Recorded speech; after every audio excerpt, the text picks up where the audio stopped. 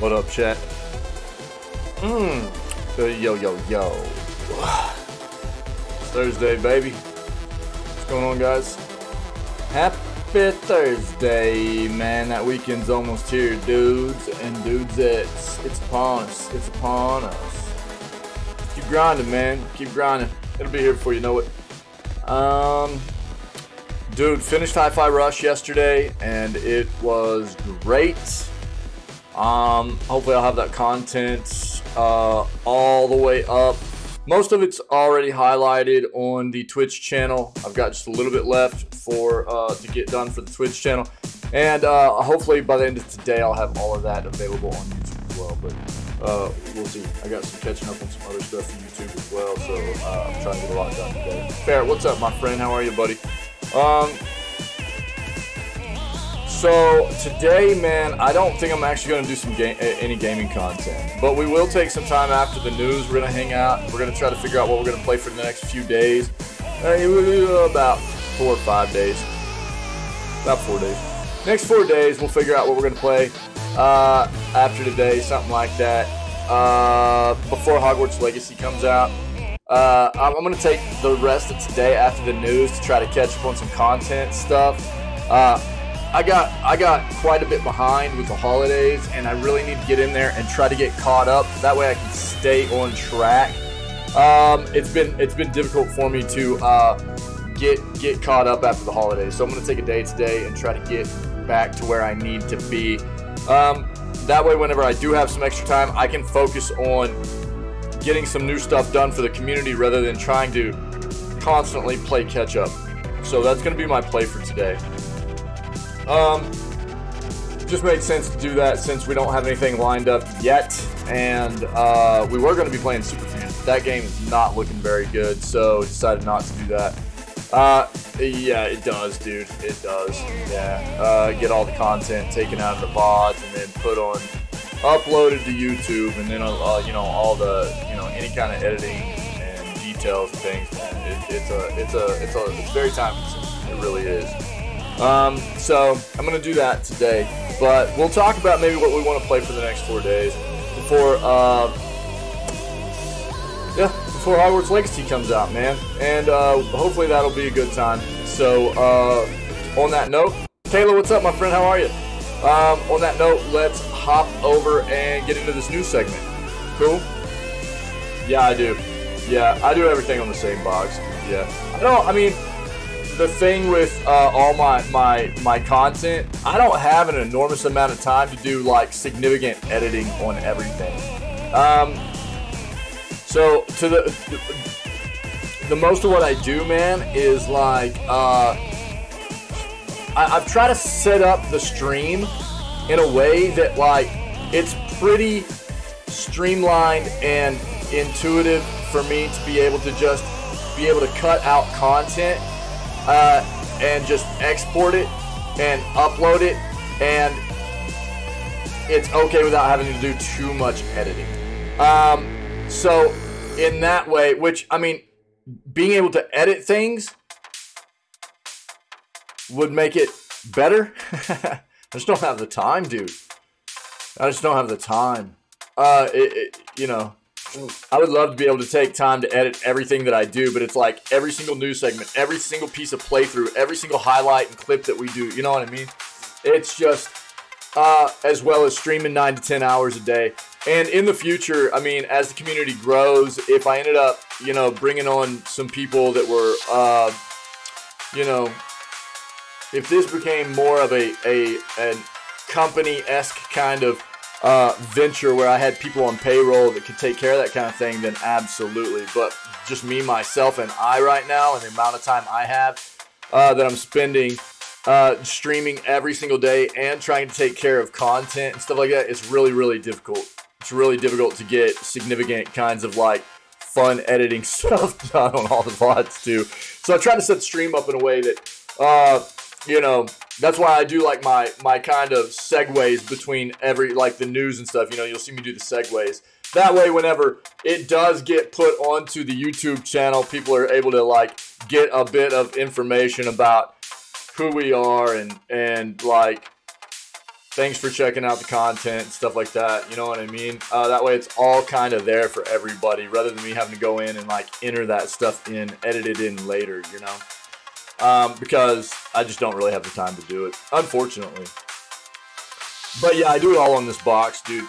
Yep, it all happens here. It all happens on this guy. Yep. I feel okay this morning. I didn't fall asleep until a little bit later than normal. I was a little bit restless at the end of the night last night, but I finally, when I got to sleep, man, I slept really well. So I feel pretty good. But I need to have some energy today to get a lot of content. I've got a good amount of the Breath of the Wild stuff left that I need to get highlighted out, exported, and ready and put up onto to YouTube. Yeah, dude, everything that I've done here, man, all of this, Ferret, has been self-taught. All of the content that you see here on the channel, this is all stuff I've done myself, too. So, and I'm not dude, I don't have hardly any experience, like, education-wise or anything with, like, digital art or anything like that. But, oh, thanks, man, I appreciate it. Yeah, I mean, that's what I try to tell people when they come into the channel is like, if you take the time to dive into it, and I promote a certain content to people quite often that has helped me, and these are things that I found out on my own as well. There are products like DaVinci that are really good video editing. Like, I don't know if you've seen the montage that plays at the beginning of the channel. Like, that's one of the reasons I need to get all this old content stuff, like the VOD stuff done, so I can get some more montages done. I made that, which it's not like elaborate or anything, but that's just done on some free software called DaVinci. They have a paid version too, but it's a very good video software, the free version is. And I just have been teaching myself how to use that. There's a website, man, for like just doing some pretty basic digital artwork stuff that I use to make all the emotes and things like that, called Pixlr, P-I-X-L-R.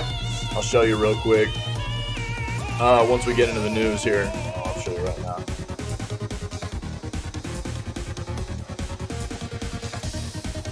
This site right here, that's Pixlr, dude, and it's just it's a web-based site that you can use to get in there, and they've got different versions of the site, but it doesn't cost anything, dude. You can just get in there and look, it's not going to be as elaborate as something you can do with like some paid photo editing software or whatever, but dude, it gets the job done. And as well as just, you know, teaching myself how to go in and create scenes and do different stuff. And at this point, I could, you know, go in there. I need to go in there and do some new updated stuff for us, but I just got to find the time to do it. But that's what I tell people, man. It's a big part of it is wanting and needing to take the time to get in there, really get your hands dirty, learn how to do this stuff. If you're not willing to pay somebody to do this stuff for you, or to purchase like cookie cutter products for like overlays and things like that, you need to take the time. You need to be willing to take the time to really dive in, get your hands dirty, and spend a lot of time learning how to do it. You know what I mean? But I think that if you do, it pays off, because your channel ends up looking more unique. It doesn't end up looking like a lot of other people's stuff where they end up going and just grabbing it off a website, like a theme or whatever, you know? So, I don't know. But I mean, I try to help people out where I can, but a lot of it's just self-education, man. People have been wanting heavy stuff this morning. Shoulders are hurting from lifting so much. Oh, man, I'm sorry, Kayla. Don't even know what questions to ask. Yeah, I don't know. We can talk about it more later on if you're actually interested in knowing how it all works. I mean, because there's different pieces of software that come together in the whole streaming process and things like that. But and how your scenes pop in, and there are quality of life products that make things a lot easier, like a Stream Deck, dude. My Stream Deck, I love my Stream Deck. It makes things so intuitive without having to like use your mouse to do all kinds of different stuff, you know. And that's another thing, OBS, learning how to configure OBS properly, and with scenes and audio and things like that. It's a continual learning process, dude. It really is. It's really crazy. Quarter of the way through the day. Let's go, Kayla. Cool. All right, man. Let's OBS is actually another free piece of software that's amazing. You just gotta be willing to learn it, man. That's it. Even not for live streaming, just for recording, OBS is great. I think a lot of people hear OBS and they go live stream, but OBS is a great piece of software for recording as well. And I would highly recommend people look into OBS for that kind of stuff. Dude, Caleb, that is the mindset, my friend. Yes. You know what I mean? If you can find those positive things, dude, that helps everything. Days go quicker. Positive vibes, man. You know what I mean? Absolutely. Let's get into this news stuff. Let's go. It's good to see you guys. Let's get into it. First and foremost, this is what we're vibing out to this morning. Cool. Crypt of the Necrodancer soundtrack. Yeah. Rhythm-based game. Supposed to be amazing. I haven't played it, so I want to. I own it. I just haven't played it. This game's supposed to be amazing. Adventure RPG, rhythm-based type game. Extensive soundtrack. Just the base soundtrack here is like 43 songs, and then you get all kinds of other remixed soundtracks that come along with it and things like that. So check out this OST. It is very, very good. I highly recommend. If you're enjoying the music we're listening to this morning, you like video game type music, these are some good jams, dude. Check it out, all right? On that note, tell it. Let's get into the news. Yeah, Ferret, if you're interested in learning more, dude, we can, like, you know, have a bit of a convo at some point, man, when we're not trying to dive into the news segment and stuff, you know, for sure.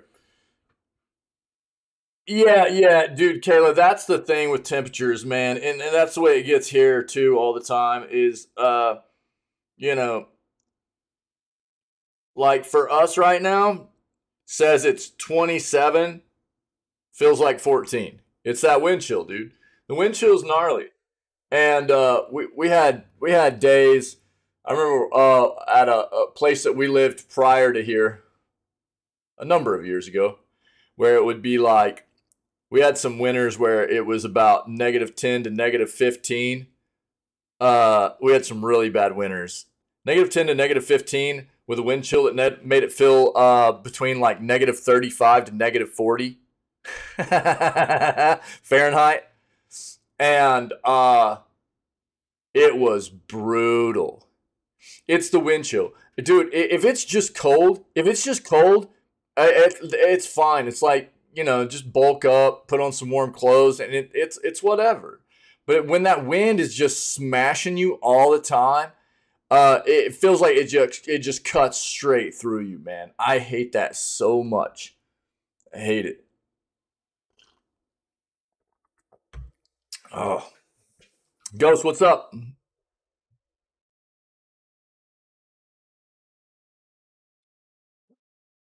Well, and that's the same thing is to be said for heat. You know, like where we lived right before we moved here, we lived in a place where it was 8 to 9 months out of the year, it was 90 plus degrees, and it was 90+% humidity 8 to 9 months out of the year. And I was so flippin' tired of it. I hated it so much. I'll take these winters. Give me seasons again. Give me 4 seasons, and I'll take these winters over that stupid, hot, humid bullcrap, dude. I hated that. Jesus. We lived there for a handful of years, and oh my God, dude, I never want to live in a place like that again in my life.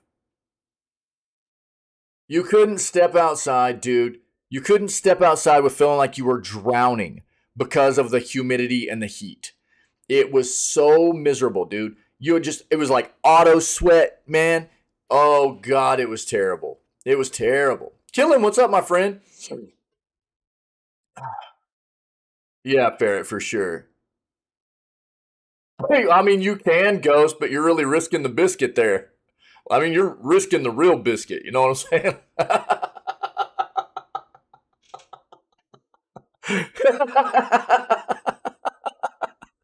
saying? Killing, what's up, my friend?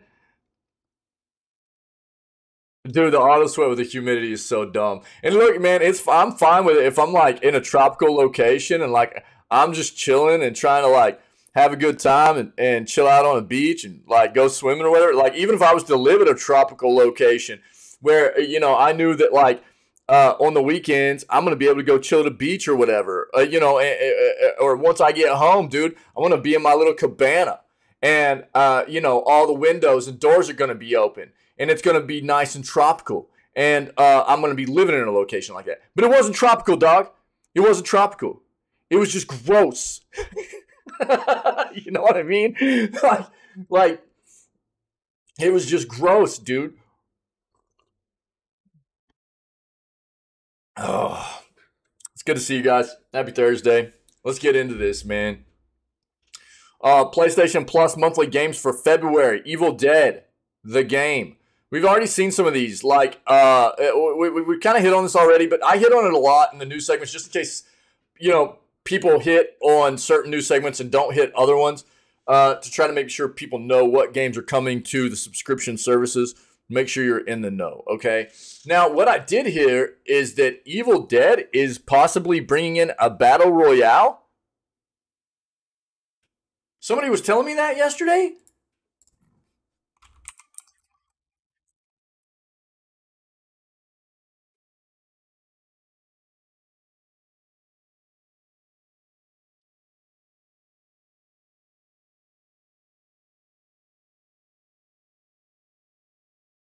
Let's go to Structoid.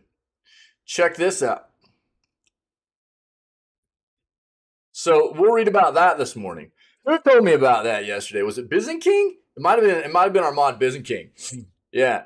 So that's kind of wild. We played Evil Dead not too long ago, actually, and it was a really good time. I would say if you've played Friday the 13th and you've enjoyed that, or you've played Dead by Daylight and you've enjoyed that, it's like a more fleshed out of a mashup of those two games together, and I had a lot of fun with it. So if you like either or of those games or both, I would recommend Evil Dead. It's a pretty cool time. But this whole battle royale thing they got coming sounds kind of weird. We'll check it out. Get these amazing free games on your PS5 before it's too late.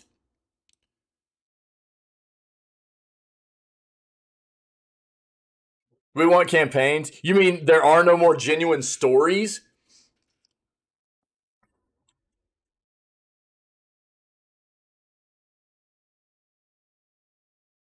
They're still out there. Well, and I mean, I think the gaming industry got away from them for quite a while, especially when you think about like, um, when you talk about very, very prominent games, especially games that got really, really heavy into, it was like, why are we still doing campaigns? All anybody wants is the multiplayer side of it. Like when you talk about games like Call of Duty and Battlefield and stuff, they were like, we don't need to spend time on campaigns anymore. It was like we just need to be putting. But they've noticed that the communities behind those games uh, actually want campaigns. So you've noticed with like Modern Warfare 2 that just came out, dude, they put a pretty solid campaign back in that game.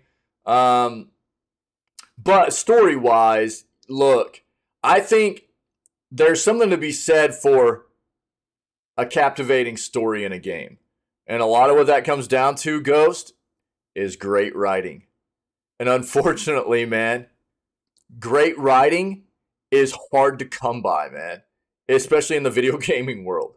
So, this is one of the things I will say. Like, one of the more recent games, a couple of the recent games that I played, and I'm just going to talk about like genres, all genres in included. Okay, I'm not just talking about FPS games or anything like that. But um, Disco Elysium, fantastic story, dude. Great story. Um, Now it's a story-rich game, right? And it's noted. It's an iconic, notorious game for being um, great because the writing is done so well. There's literally no combat in that game. It's just a bunch of roles. It's just RNG based game. Story rich, decisions matter, things like that. You know what I mean? But dude, the story in that game's fantastic. And we played The Witcher 3 here recently. I bag on The Witcher 3 a lot. I bag on CDPR a lot. But one thing that The Witcher 3 did get right, it had good story and it had good writing. And while it's not like a brand new game or anything, I mean, it's actually getting some age on it at this point. What are we talking about? 6 years now? Something like that. Um, Not just the base game, but especially even the what they called DLC, and really both of them were more like expansions. Blood and Wine and Heart of Stone, dude. Uh, The Witcher 3. If you want a captivating like storyline and narrative driven game, that is a game to play right there, dude. Um, there were a lot of things in The Witcher that I harped on pretty bad because it was pretty buggy. I'm talking 6 to 7 years later, really buggy. And there's a lot of things for me not to love about it, but the story and the writing and dude, I mean, it's a roller coaster of emotion too. It's taking you through like all kinds of like drama and thrills, comedy. I mean, any kind of real emotion that you can get out of a piece of entertainment, the writing and the narrative in that game takes you there. So there's still games that do it, but games that do it very well, uh, they are hard to find. You know, so I hear where you're coming from for sure, and I harp on this quite often about the fact that it's like all encompassing great games that tend to be considered great video games are a culmination of bringing in all different kinds of art forms, great pieces of art, whether it be like the writing or the music, sound effects, the actual digital art in the game, like whatever, all encompassing. Even coding can be considered art, yo. So there's all kinds of stuff that can come together to create a great video game. But usually there's a lot of great pieces of art, and writing is a big one of them.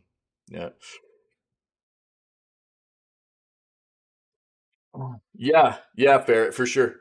Yep, no doubt, dude, no doubt. Yep, I think that's why they're trying to make a turn back to it. Yep. There were a lot of people that really got turned off by the fact that they moved away from having campaigns in the games for so very long. Yep. All right.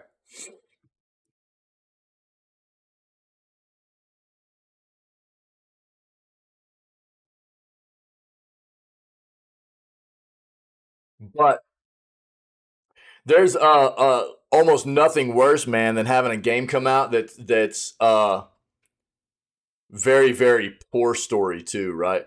Like a campaign that you're trying to play through and it's just real cringy. The writing's bad, and it's just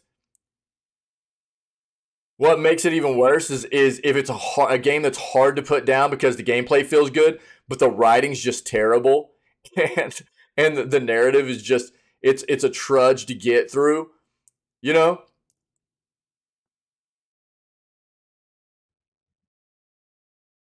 Oh yeah, dude. Yeah. Huh. I'll try to see if I can think of anything. Try to help you out with some ideas. But yeah, I mean it's not like it once was, that's for sure. You know what I mean? Yeah. Yeah, the industry changed a lot on that front.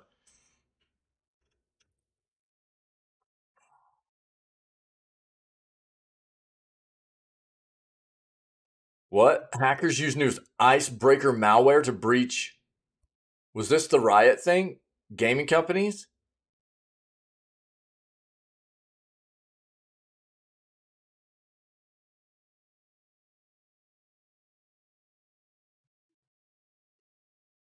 Yikers, dude. Hackers be smart, yo. Stay on your toes, people. Yeah, it does look intense. We're gonna hop into it real for a second. I'm not. I'll try. I'll try to keep it quick on that one because that's probably gonna be a lot of jargon that a lot of people probably won't understand. So I'll try to TLDR it, give everybody the base information about what that kind of consists of, and I'll throw it in chat for everybody as well that actually wants to take a deep dive into it. That stuff interests me. So, and it's important, man. It's important for the world that we love here. So we kind of already talked about this. Microsoft is delisting over 40 games from the Xbox 360 marketplace. They're kind of shutting down the Xbox 360 marketplace, and so over the next 90 days, I think they said it's really starting to. They're starting to shut that down quite a bit. So go look at yesterday's news segment. You'll see a pretty in-depth take on that from us, okay?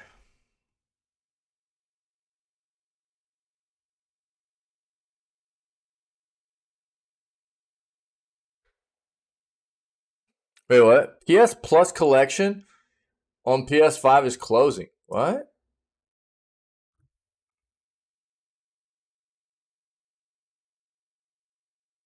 What?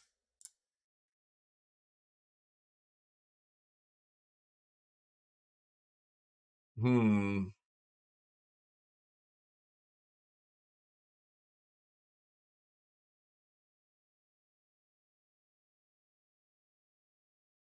Yo, replace the word racist. I mean, use the word racist here, but you can also replace the word racist with whatever extremist, toxic, uh, kind of harmful, radical group that you want to throw in here, okay? Video games are they provide a community quite often, online communities with a lot of anonymity, and it unfortunately provides quite often a place for them to groom young individuals that aren't necessarily being watched by their parental figures or whatever. And there are a lot of groups out there that want to push their agendas and their propaganda on impressionable people, and the gaming environment is one of them that they target a lot, man. So it doesn't matter. I mean, look, you guys know how I feel about these kinds of things, and I'm not about toxicity, dude. I'm not about discrimination or hate. It's about us loving one another, dude. People that are not good people do not belong here. You know what I mean? If you're a good person, I don't care who you are. I don't care what color you are. I don't care what you identify as. If you're a good person, that's all I care about. And if you're not a good person, you don't fit in here. But it's these people, man, that want to spread hate. You know what I mean? That's what I'm talking about. It's these people, and replace this word with whatever extremist, group you want that is spreading their own kind of hate around the world.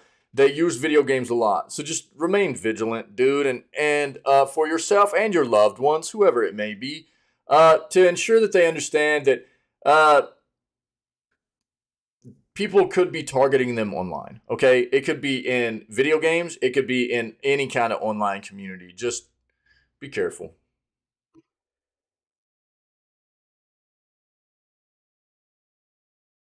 I'm a meat popsicle. Congratulations. Wait, what? Ghost, what's up? I mean, was that like a bucket list item? Or if not, then I'm sorry. I don't know. I don't know how to react.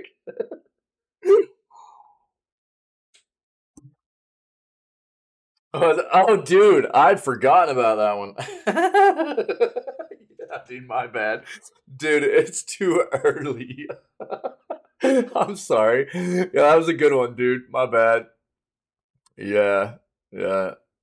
Yeah, James Gunn wants a nice ferret. My bad, bro. Three head. Three head. Look, I got you, Doug. I got you. This is me right now. And I need more of this too. So let's go, dude. God, dude, you know how long it's been since I watched that movie? And you, dude, we keep talking about. I need to go watch. I might watch it today, dude. I might watch it today while I work on content. That might be a play. James Gunn wants a connected DC TV film and video game world. Oh, dude, it's such a great flick, dude. It's such a great flick.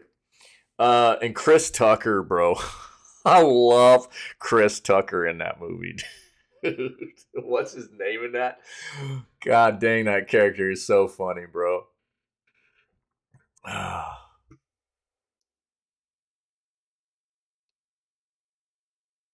Jesus. I need to go watch it. It's been a long time. Yeah, just screaming, bro. I'm picturing with that hair, dude. That hair, and he's just like yelling all the time and stuff. Dude, they could not have gotten anybody better to play that role. I'll stand by that, dude. I don't think they could have gotten anybody else to play that role. That movie would not have been the same without Chris Tucker in it. Yeah, yeah, dude, he did a great job in that. But I think that's that's another one of those things you talk about the entertainment world and like there are movies that have become so iconic and it's like dude I don't know that Bruce Willis has done so many great movies and stuff too but dude he really killed that role as Corbin Dallas, you know what I mean. Chris Tucker's been dude Chris Tucker for me dude started with the movie Friday, the Friday movies, bro.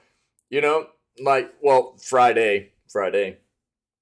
Um, and yeah, he's done a great job. Yeah, I like Chris Tucker a lot. Yeah, and but I think that it's hard, and who knows, man? Maybe they would have been, it would have been fine with a different actor or something. But it's hard to see it, isn't it? It's hard to see it, man. We've kind of hit on this already. Look, James Gunn came in and wrecked the DC world. He just destroyed it.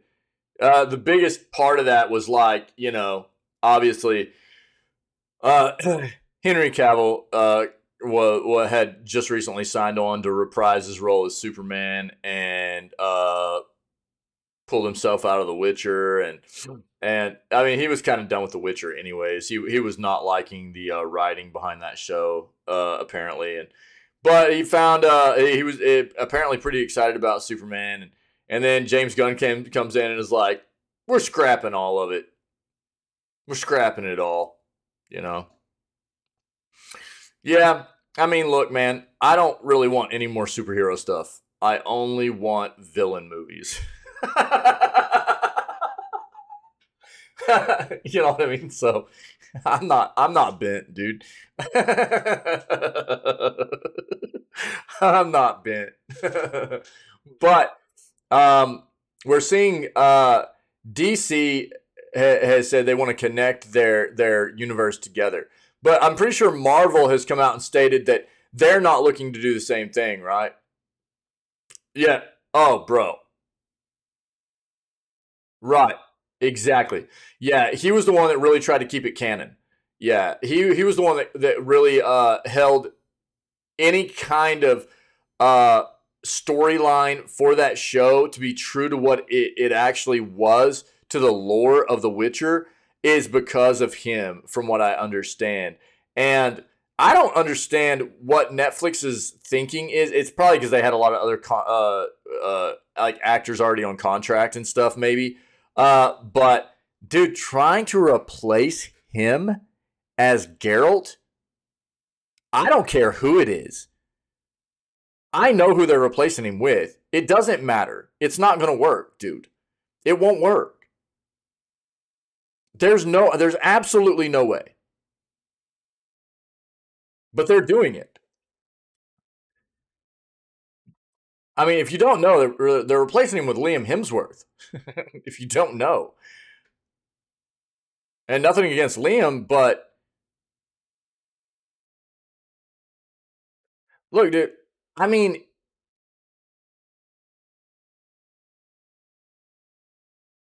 he's not going to look the same though. He's not going to look the same, and that I mean, it won't be the same character. It won't be the same character. It won't be the same character. I won't be able to watch it, dude. There's no way. There's no way. What? Wait. What? Wait. What? What? Dad? What are you doing, dude? So yeah, but I mean, back to this. Like James Gunn is like, what are you doing, bro? Everybody, be careful. Green swords here. I can't. I won't be able to watch it. I can't do it. Here we go, dude. Here we go, man. It's popping off, Doug. I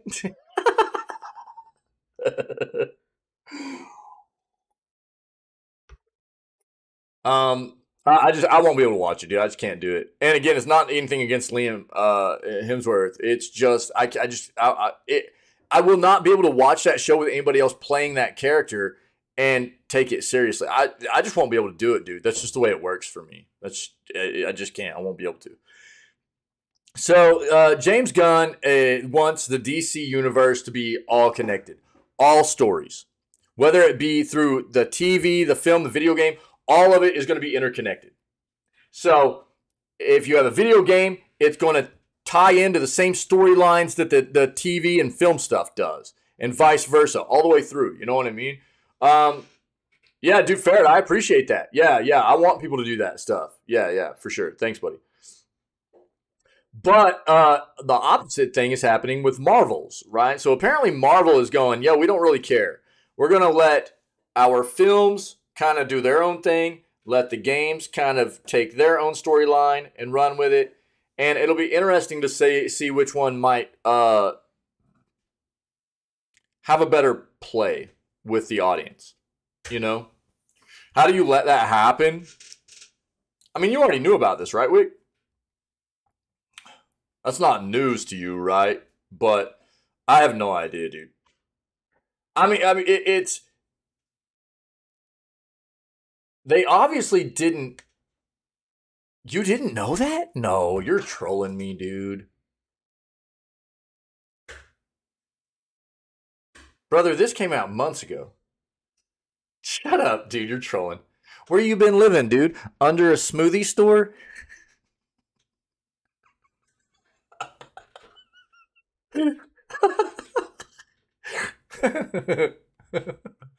Oh man. Yo, did you stream last night? It was a busy night for me, dude.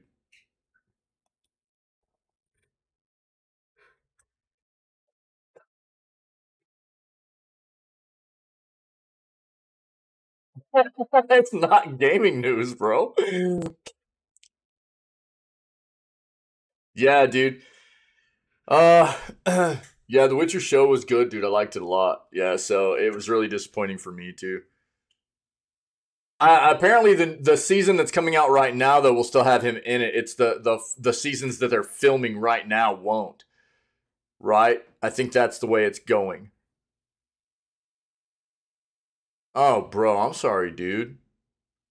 Bummer, man. You should take today off.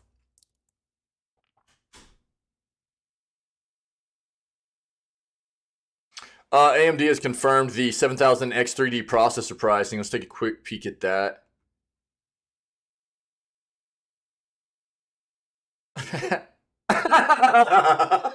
God, dude, Ubisoft is just such a hot mess. Their launcher broke Steam games on Linux, and it looks like maybe Steam as well. Good stuff. Let's take a look at that.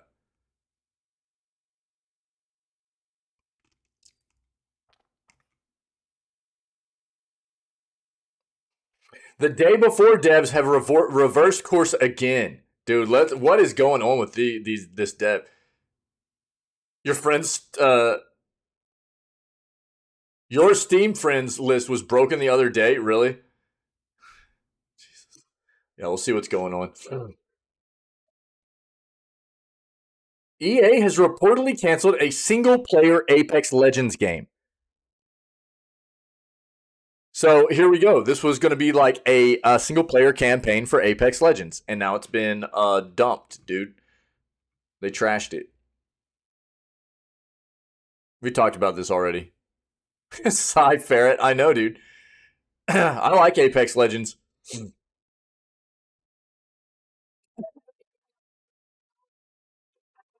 Dang, bro, that was savage, dude. Jesus. That was savage, dog. God. Yo, Ferret, don't even worry, dude. I'm the only one on Wick's friends list, so don't even trip, dude.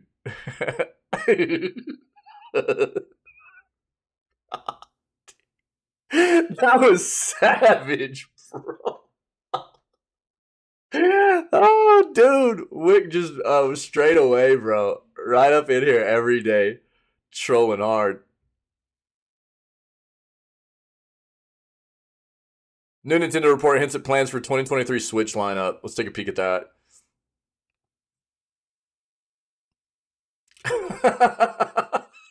Bro. Oh my god, dude.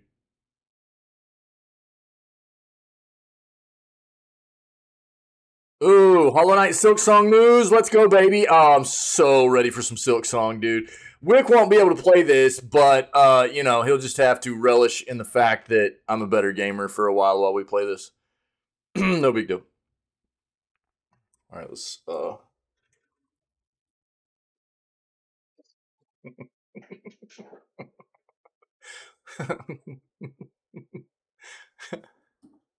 Hollow Knight is a Metroidvania, Ferret.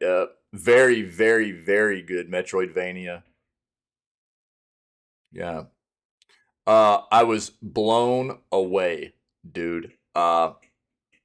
Whenever I played it. We played it the first year I streamed.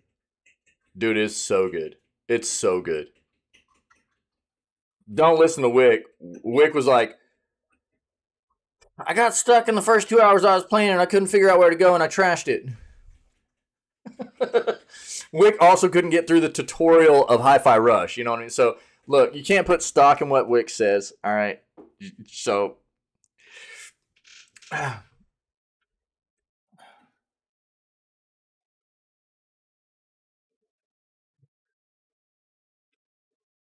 Exactly. Netflix come up with video game adaptations in 2023. See what's going on there.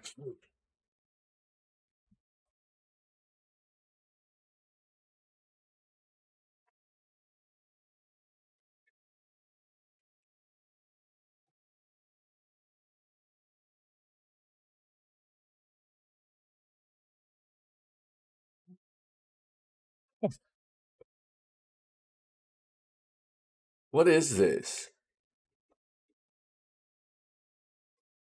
The Sims? Ooh, really? Interesting. Popular video game introduces trans-inclusive character traits like sex change surgery scars. Interesting.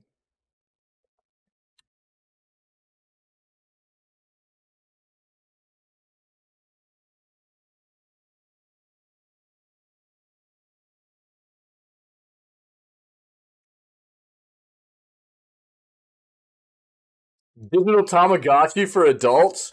Yeah, just give me Tamagotchi, dude. Yo, no kidding. You know what's funny? Is like not too long after I started streaming, I actually started looking into seeing if anybody had made a digital pet for like a panel on people's streams. Because I was like, dude, that'd be so dope. Dude, I remember loving little digital pets. Dude, somebody just got my son one. What was it? Like a it wasn't a Tamagotchi, dude. You got a little Digimon, dude. Just like one of the little old Tamagotchis, you know what I mean?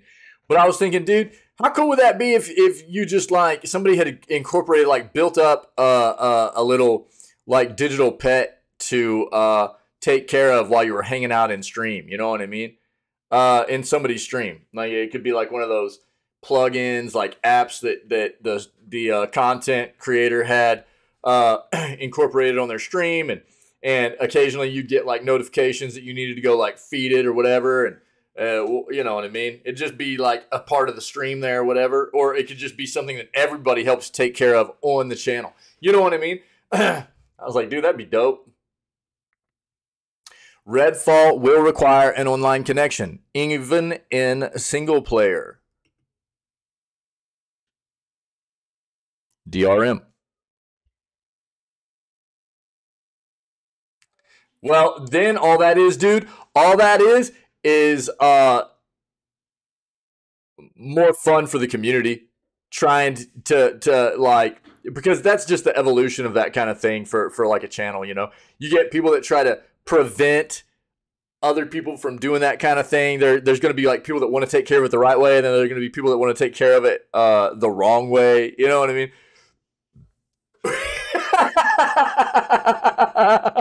Weird, bro. Well played. Well played. Yeah. Yeah. Yeah, we got that up already. God dang, dude. I was getting that's exactly what I was thinking, Ferret. I was like, dude, I'm surprised he didn't say that. That's what I was thinking was coming, actually. Dude, they're stripping down the Halo team. 343 has gotten obliterated, dude. Now the producer, Kiki Wolfkill, is out as well. They're done with 343, dude. They're like, you're not doing Halo stuff anymore.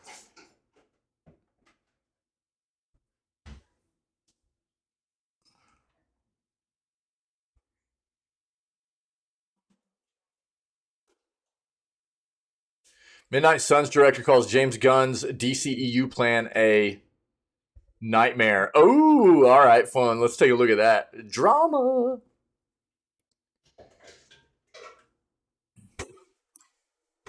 Yo, this is what we were just talking about this a little bit ago. Hold on, check this out. The writing on the game Forspoken is as bad as ever. That's a lot of what I've heard out of that game, is that it's pretty bad writing,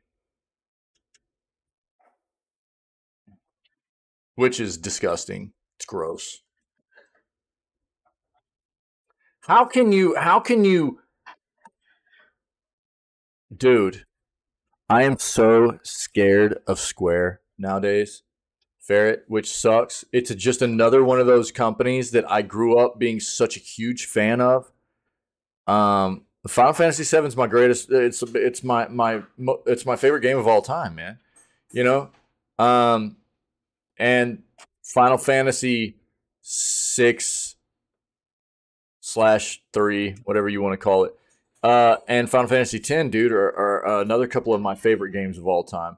Not my favorite. Seven is by far my favorite game of all time. So I've loved Square for a very long time, man, because of the Final Fantasy games. Um, and they scare the crap out of me right now. Yeah, yeah, yeah. People always, it's people. I always try to refer to it as both either 3 or 6, depending on what part of the world you're from. Because it was 3 here in like the western part of the world, right? But if you were in the eastern part of the world, it was FF6, right? So yeah. But dude, that game, I even man, I think I still have Final Fantasy 1 on NES around here somewhere, packed up. There's a little bit of my gaming stuff that I haven't unpacked. It's packed up somewhere. And that game was dope. Oh yeah, me too, dude. Yeah, yeah, yeah.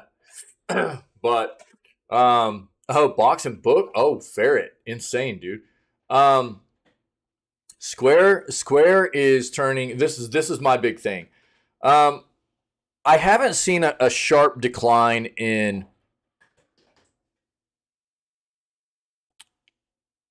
like, I still think that while some of their content isn't necessarily hitting the mark like we're seeing with Forspoken, they still produce some quality games, right? So they're not overall like drowning with just terrible content. But I'm seeing like a steady kind of decline for that company a little bit. And one of the big things that scares the crap out of me is that, like, over about the past year and a half to 2 years, there came all these trending words in the gaming industry with, the Web3, blockchain, NFT, all that stuff, right? Excuse me. And the game's being built on cryptocurrency, economies, and things of that nature. Dude, Square ate it up, and they won't let it go. And they've been very, very public and very transparent about the fact that that's where they want to be, and they're not letting it go, dude.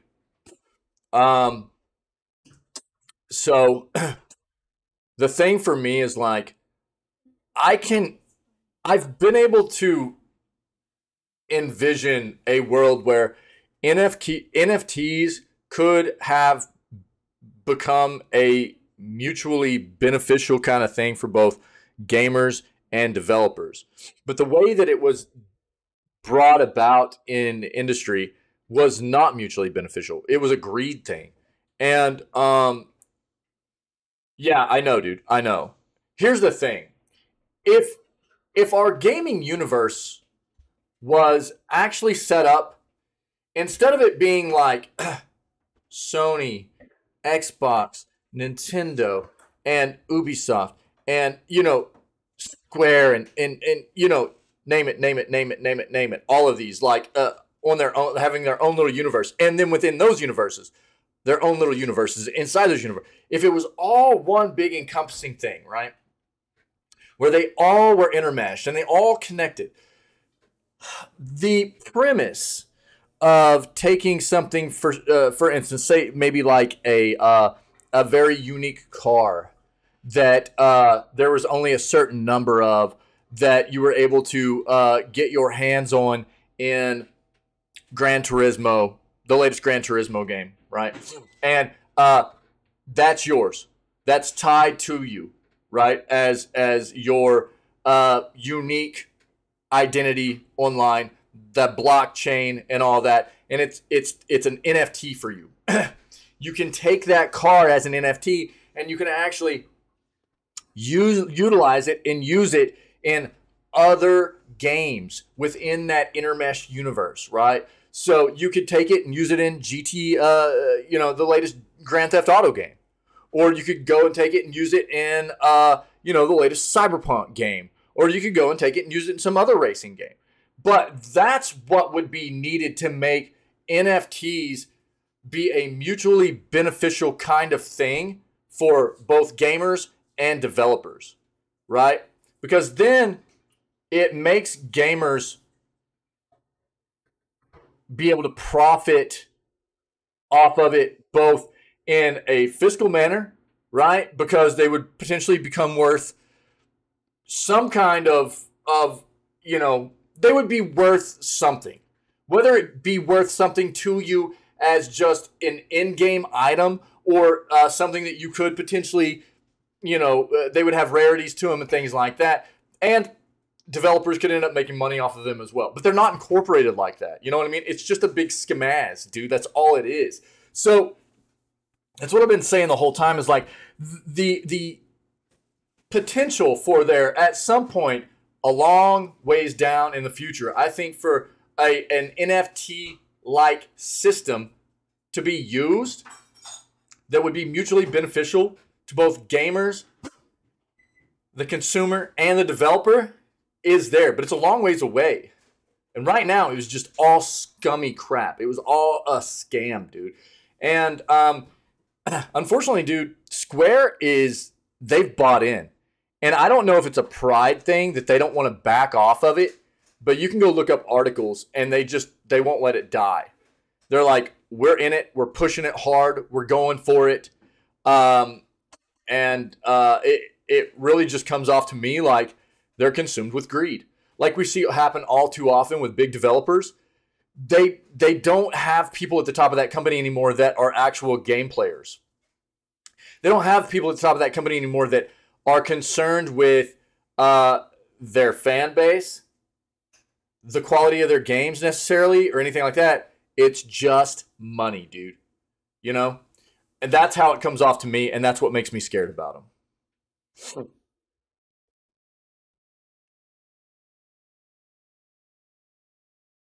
Yeah, they're starting to film a Five Nights at Freddy's movie. Yeah, I mean it is sad, dude. But I mean, bro. How many times have we seen it? You know, how many times have we seen it happen? Look, I get business is business, dude.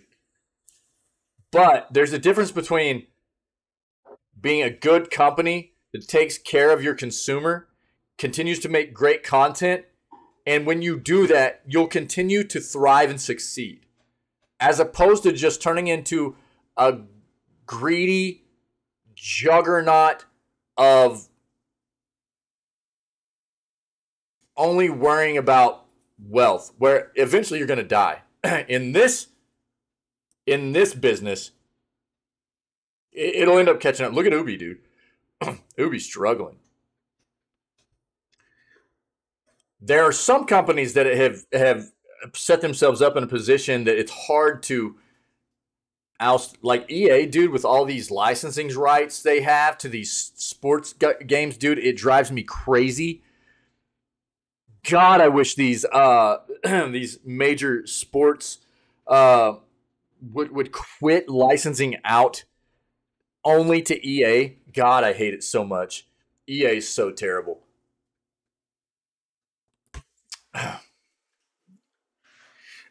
I mean, I've always played all kinds of games, man. And dude, I used to play Madden way back in the day. I used to play NHL games way back in the day. I used to play a lot of different sports games, and dude, I won't touch them. I won't touch those games anymore. And I haven't since like the mid 20 teens, because I noticed what was happening. And basically, it's just like a throw a new year on the box, change some names for the new people that come into the league, and get rid of the people that are not in the league anymore. You know what I mean? Uh, and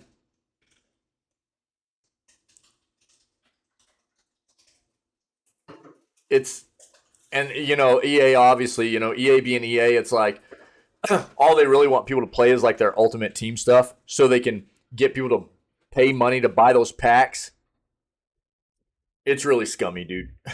I hate it.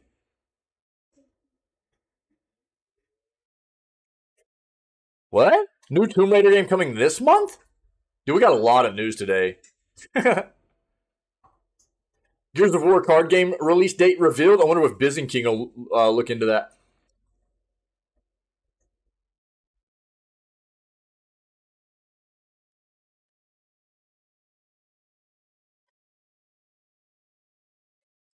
Looks like Tilting Point has laid off 14% of its workforce. Man, a lot of layoffs right now in the just tech industry as a whole, but gaming as well. Dude, I'm having some frame drop, guys. Sorry.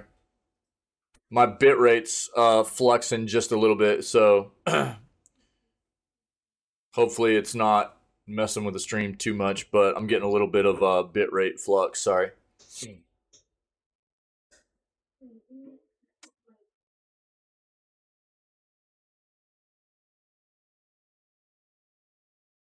Amnesia the Bunker delayed. New release date set. I'm not hitting on this. We've talked enough about Switch 2 speculation stuff over the past couple of days. Did you? Yo, did you see the memes that I posted last night? That's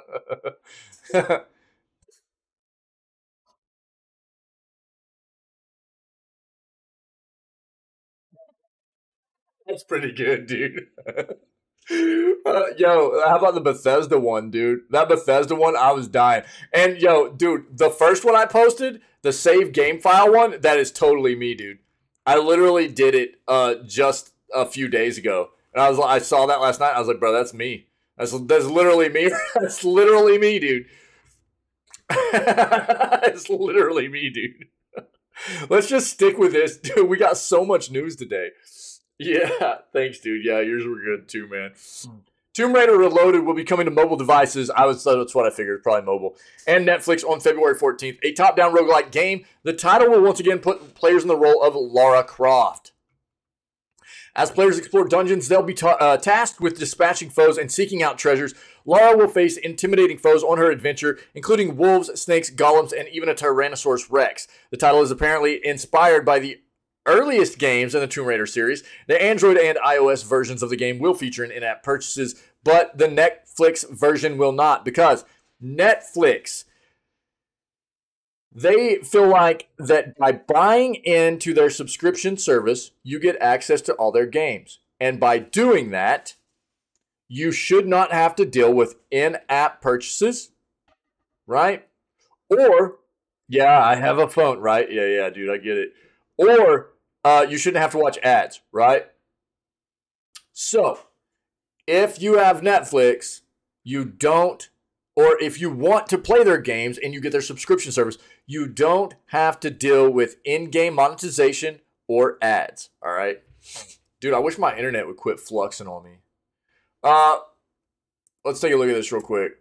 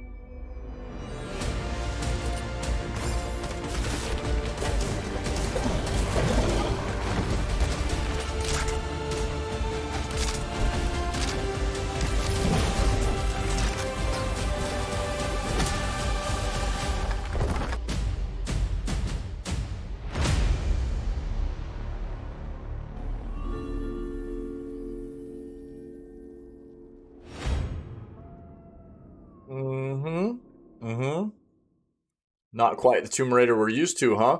One of the most frustrating parts of any roguelike is the idea of losing progress and not being able to carry it over. However, players will gain coins and XP on each run, which will allow them to upgrade Lara and her abilities. Tomb Raider Reloaded will also feature familiar sounds from longtime fans. The game will feature an orchestral score that includes new versions of classic Tomb Raider tracks. The game will also see the return of voice actor Keely Hawes, who has previously voiced Lara Croft in games like Lara Croft and the Guardian of Light and Lara Croft and the Temple of Osiris.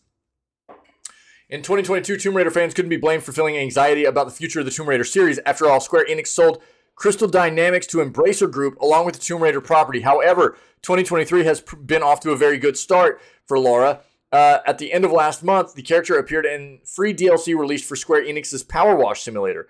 Amazon also recently announced its plans to create a new Tomb Raider movie, TV series, and video game, all of which will be connected together. Now, what they didn't note here is that, you know what? Hold on. What are you doing, dude? You want to just... I think I know why we might be fluxing a little bit. Hopefully that helps. Thanks, brother.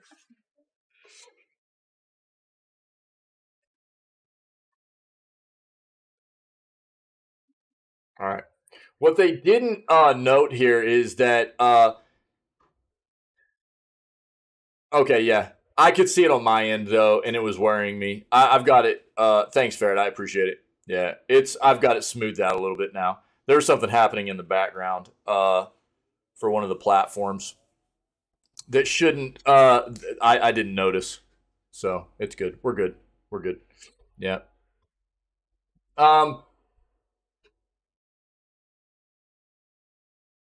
What they didn't talk about here, which we hit on this yesterday, we found out yesterday that right here what they talked about, right? Embracer Group actually last year around May bought all of Square Enix's North American development studios, which included Crystal Dynamics. They also got Tomb Raider, Thief, and Deus Ex IP, right? Now, they just turned around and sold the Tomb Raider IP, only the Tomb Raider IP, to Amazon for $600 million. So they actually made $300 million off of all that stuff they bought by just selling Tomb Raider to Amazon. One second.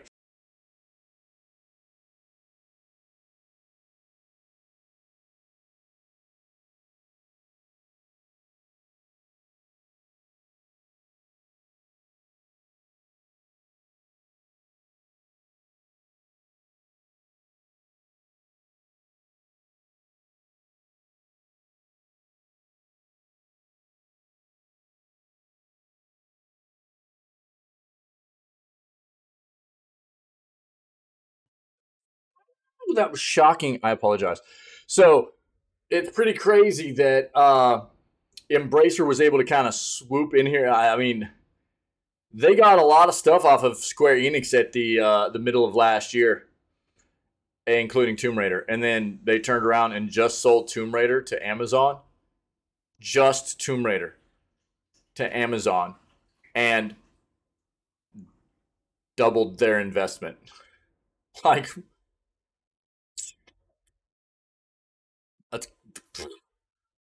that's well played, Embracer. Well played. But there you go. Gears of War, the card game release date revealed. Steamforged Games and the Coalition will deliver the anticipated Gears of War, the card game, later this year, and now the game is available to pre-order at this link, alongside the ability to pre-order. Oh, dude, this is not a digital card game. This is not a digital card game.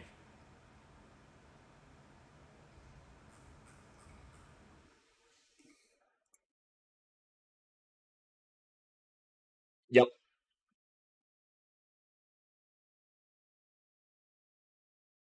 If you're interested, look, we did card games and everything, you know what I mean? But we're trying to talk about video game stuff. So if you're interested, it's there in chat, okay? If it does well, there's absolutely the possibility that that is going to end up turning into a digital trading card game. And at that point, we'll start covering it more, okay? Amnesia: The Bunker has been delayed. New release date is set. Amnesia: The Bunker was only announced in December. Yes, around the Game Awards, right? Or at the Game Awards. But it has already gotten delayed. Developer Frictional Games has announced that it's pushing the next entry in the acclaimed horror series to May 16th.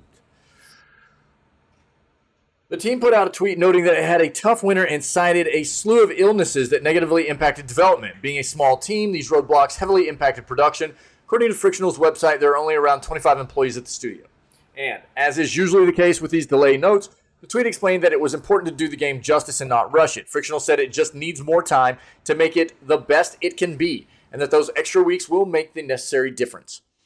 The Bunker was originally slated for sometime in March, so this delay isn't a big one. This Amnesia entry is also a little more ambitious than the other installments, as it is taking the series into an semi-open world inside of a World War I bunker where players are stalked by an otherworldly beast, and the scares are mostly unscripted.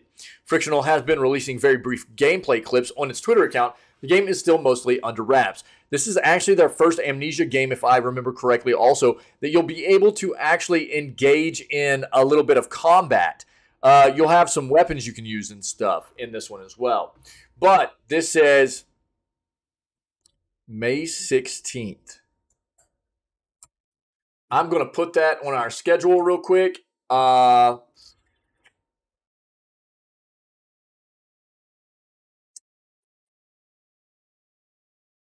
we had Amnesia up on here for a potential to play this maybe during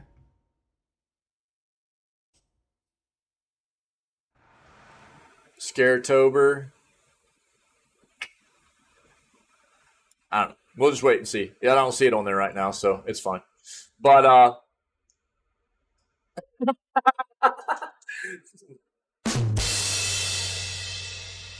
wait, where am I? Redfall will require an online connection, even in single player. Even in single player, Bethesda confirms. All right, solo players will still have to be permanently connected to play.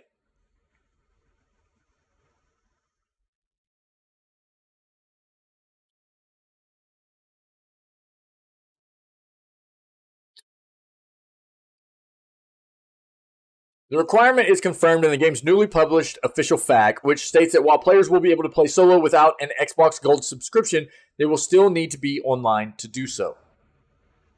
Under the question, will playing Redfall require an online connection for single player as well as co-op? The FAQ states a persistent online connection is required for single player and co-op. It also states that a Bethesda.net account will be required to play the game. While many modern games include DRM, which requires a one-off online check to prevent piracy, a persistent online requirement remains relatively uncommon for modern games with single-player modes, even in titles that are primarily co-op focused but have single-player elements. Recent co-op titles, Gotham Knights, Monster Hunter Rise, and Marvel's Avengers, all allow for offline play in single-player mode. Meanwhile, It Takes Two, which can only be played with 2 players, allows for offline play during local couch co-op. When it was originally released, 2021's Back 4 Blood required an online connection even when playing solo with AI teammates, but a later update removed this requirement, allowing players to play through the story offline. VGC has asked Bethesda for a comment on this story. Xbox has historically promoted the importance of game preservation, most significantly with its extensive backwards compatibility program. Yes, the company also famously U-turned on hugely unpopular plans to require an online connection for Xbox One. However, last summer, Microsoft's gaming arm was criticized for its broader online DRM policy on its consoles, after server outages left some console owners unable to launch their purchased games for several days. I remember that.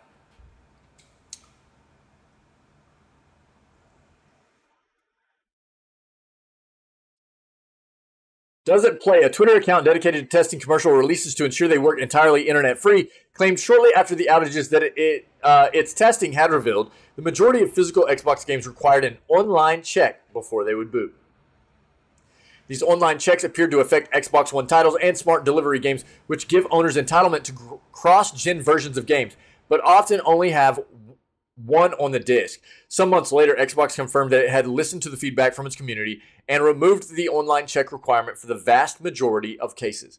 As digital and online-only titles have grown in stature, so has the issue of preservation in the games industry, with developers facing challenges to keep their games playable in the future, should crucial services such as Xbox Live ever disappear. Yes. And I will say this, Xbox has at least been more friendly to gamers about backwards compatibility and things of that nature than the other major console players have been. But DRM is a huge issue. And a lot of people don't understand what DRM is, and it's exactly what we just read about. Even like platforms, if you're a PC gamer like Steam, right? Steam and Epic and Ubisoft's platform, EA Play, they're DRM. They have DRM. So even if it's a single player game and you have it downloaded and installed and you lose internet for a day or two or whatever, you can't boot those games up and play them most of the time because they require you to connect to that those servers for that platform, whether it be Steam or Epic or whatever, to verify certain things about your account and that specific copy of the game being tied to your account and stuff like that before you can actually play it. Now, this is where, and like even physical copies sometimes, like you just saw with the Xbox stuff. Xbox even had it set up to where even physical copies wouldn't boot sometimes. But I maintain an almost entirely physical copy of games on Nintendo just in case. Most of the rest of my library at this point has become digital. But there are platforms out there. They're rare, but like Good Old Games is a PC platform actually owned by CDPR that promotes themselves as being DRM free. So if you own games on GOG, which I'll show you right now, is this platform. If you own games here and you have them downloaded and installed and you're without an internet connection, you can still play them. Okay? But you've got to understand that these must be single player games that don't require an internet connection. These cannot be like you're not gonna be able to get any kind of, even if it's because there are a lot of games that, take Dark Souls games for instance, that while being single player campaigns, they do have some online elements to those titles and stuff. If you're without an internet connection, you're not going to have access to those online elements within the game, right? So you have to understand that kind of thing. Be aware of that. But this is a platform where you can own your games, have them downloaded and installed, and you don't have to worry about connecting to their platform to play those games if you're without an internet connection, okay? It's interesting. Redfall, huh? You will not be able to play Redfall at all if you can't connect to the internet. That's your big news out of this article. That's interesting. That's pretty interesting. Midnight Suns director calls James Gunn's DCEU plan a nightmare. Gunn promised a universe connected across film, TV, and games. Yes. Midnight Suns director Jake Sullivan has said James Gunn's plans for the DC universe would have been a nightmare for the game. The Firaxis Games designer commented on Gunn's plan alongside Peter Safran to revamp the DC brand and include video games in its new vision. This would have been a nightmare for us on Midnight Suns, Solomon wrote on Twitter of the Marvel game. I understand the desire, I think, but movies and games are so different, so different. And the pressure this puts on the amazing voice actors in the game space. Different universes, and that's how they will stay. Gunn recently announced the new films that are planned in the first phase of the new DC universe, including a Superman reboot, as well as Joker Folie et Deux. The director and studio exec promised to keep the DC universe connected across film, TV, and video games for its next era, which he hopes will span 8 to 10 years. The full slate announced for the DC Universe Phase 1, Creature Commandos, Waller, Superman Legacy, Lanterns, The Authority, Paradise Lost, The Brave and the Bold, the Batman sequel, Booster Gold, Supergirl Woman of Tomorrow, and Swamp Thing. Swamp Thing? Dude, I don't even know any of these.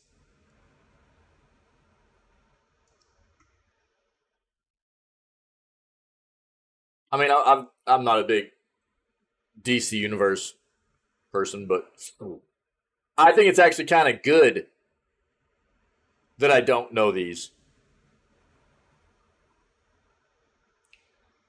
I would love to see these universes get into some of the more niche, unknown kind of cult kind of loved areas of these universes that maybe aren't the big prominent pieces of these universes that people have gravitated towards for so many years, and pull some of these nice little stories out that maybe a lot of people aren't really aware of, in my opinion. In a 4-star review of Marvel's Midnight Suns, yeah, Marvel's Midnight Suns is supposed to be a pretty solid game. Think XCOM, like turn-based strategy game, but with like a card game mechanic incorporated into it, okay?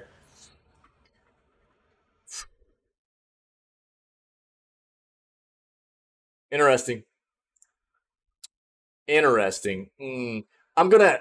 I gotta get an interesting emote, and yeah, we've talked about that a lot. I say that too much, don't I? AMD confirms Ryzen 7000 X3D processor pricing. Good news for PC gamers. AMD has announced pricing for its highly anticipated Ryzen 7000 X3D processors. The ones with 3D V cache. Yeah, we're talking like what 120. Like over 120 megs of. Oh yeah, look at the cache. 144 megs of cache. Level 3 cache. That's insane, dude. 144, 140. It's crazy, dude. Which promise to enhance frame rate boosting performance in games. In short, there's good and bad news. Okay.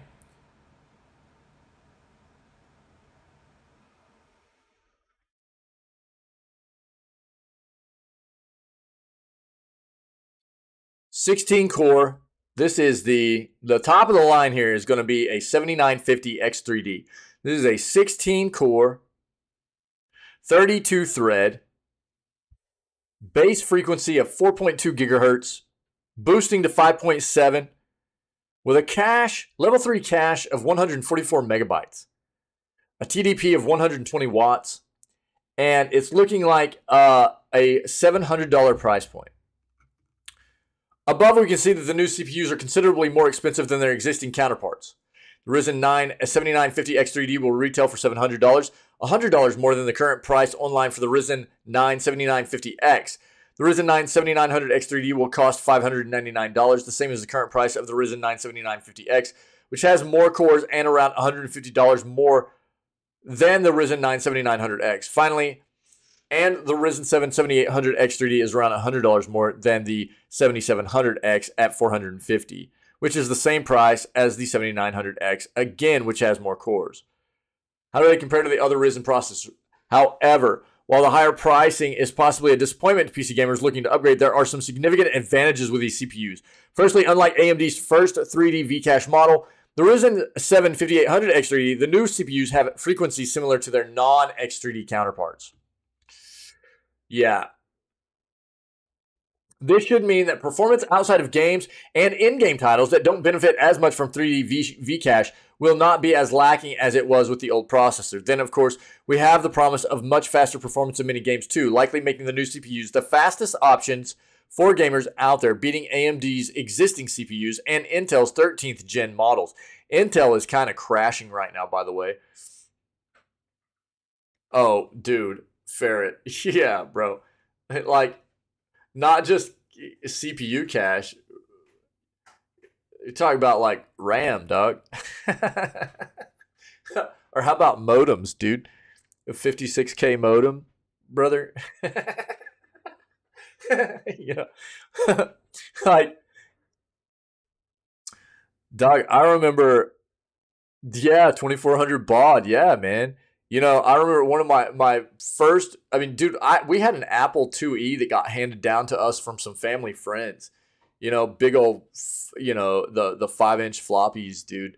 But my first big entry into, like, what really got me stuck on PC gaming, we had a 386 DX2, man, way back in the day. No Windows, no operating system. It was just DAWs, dude.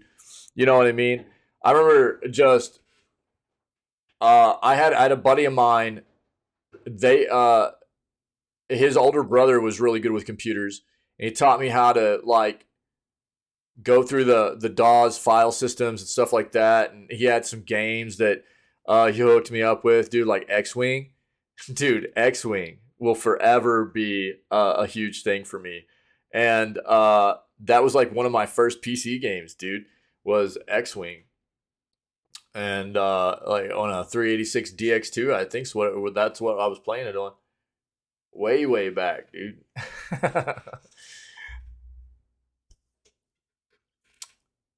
The benefit of this time is that core counts don't stop at 8 either, as there are both 12 and 16 core options that could be perfect choices for those that play games, but also dabble in content creation. The new CPUs are widely seen as possible driver of sales for AMD, which has suffered sluggish uptake of Ryzen 7000 CPUs and socket AM5 motherboards so far, thanks to competition from Intel, high platform costs due to its decision to only support DDR5 memory, and also high motherboard costs. This has seen it cut prices dramatically since the launch of its 7000 series Zen 4 CPUs last year. With the promise of being the best gaming CPUs out there, the new Ryzen 7000 X3D models may be expensive, but if the Ryzen 7 5800 X3D is anything to go by, they could revitalize AMD's fortunes and kickstart sales.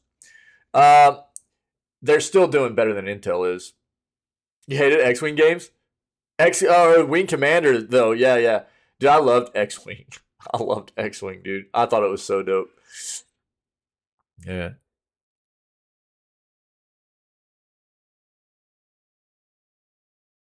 Okay, so the 7950 X3D and the 7900 X3D will both be available on February 28th, so the last day of this month. It's not a leap year, is it?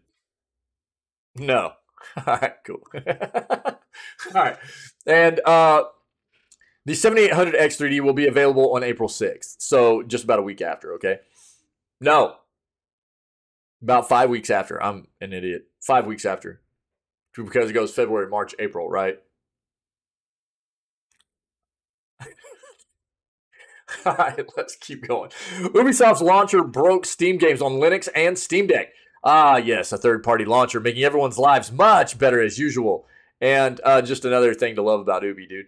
The Steam Deck has been a huge hit for Valve, opening up the world to PC gaming on a portable console, which, to be fair, Steam should have verified that this was not going to affect stuff on their end. But it didn't just break Steam; it broke Linux and everything too. So, the Steam Deck has been a huge hit for Valve, opening up the world to PC gaming on a portable console-style PC. They're great little machines that make wonderful traveling companions. Whether you're headed to a bar or 2,500 feet above the surface of the Earth, the Steam Deck is ready to go. That is, unless you wanted to play some Ubisoft titles. A new update for the Ubisoft Connect launcher completely stuffed launching Steam games on Linux platforms. According to Gaming on Linux, trying to launch any Ubi titles on desktop Linux or Steam Deck resulted in an unrecoverable error pop up from Ubisoft Connect. From there, all you can do is click OK and accept you're not getting on for that Division raid tonight. Nice. Thankfully, now there's a bit of a fix using Proton Experimental. This is the testing version of Proton, the compatibility layer that allows Linux to run Steam games made for Windows. Here you get access to some upcoming features before they're necessarily stable. First, Proton developers implemented a fix into the downloadable, quote, bleeding edge beta for Proton Experimental. Now, Valve has released a Proton Experimental fix that does not require opting into the beta. While it is being dealt with, this is yet another example of frustrating third-party launchers only making everyone's lives more difficult. I don't even want to know Ubisoft Connect exists, let alone have it flash up in my face and not be able to play my games because it's not working properly. I understand these companies want my data, but you're supposed to be sneakier and better at getting it than this by now. Yeah. For now, at least there's a workaround, and every Ubisoft game I've tested on Windows is working just fine. Hopefully, any further third-party launcher issues will only strengthen the argument to do away with them completely. One more thing to add for what we would like to see in a Steam Deck 2. Here you go, in case anybody needs this.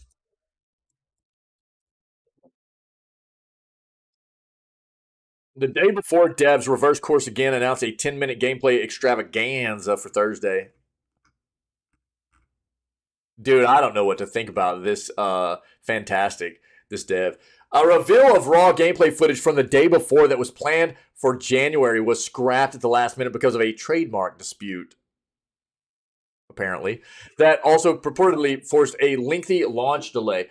Okay.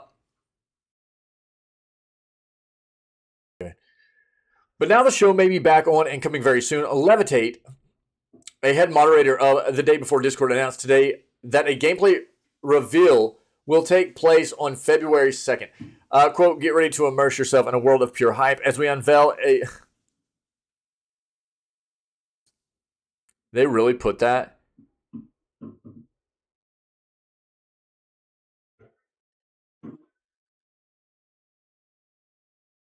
Are they trying to get people hyped up about the game by saying get ready to immerse yourself in a world of pure hype?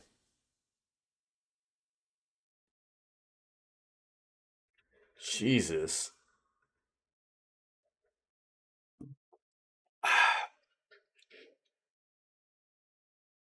Yeah, hype for hype. Are you guys hyped for the hype? Who is this? Go get a dictionary, dog.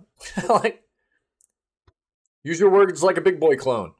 Get ready to immerse yourself in a world of pure hype as we unveil a 10-minute gameplay extravaganza on our YouTube channel, Levitate wrote. Tune in tomorrow for an experience like no other. Trust us, this is one reveal you won't want to miss. Stay tuned for more updates and information. I don't know. That's weird, dude. Find a better way to get people jacked up about being there, dude. That's weird.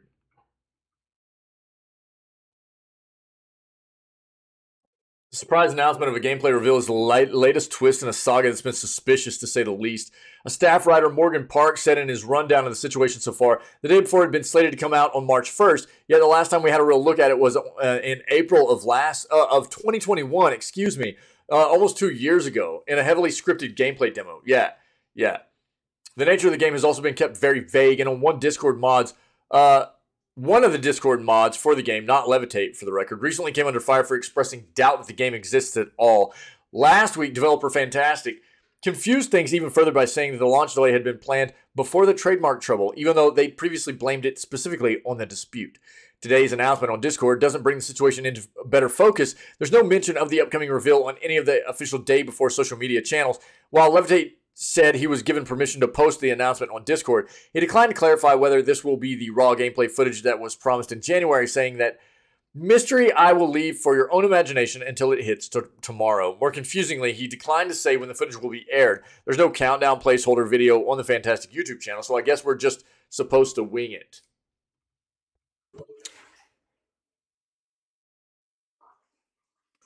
It's also interesting the graphic announcing the upcoming gameplay reveal is just text laid over top an old screenshot.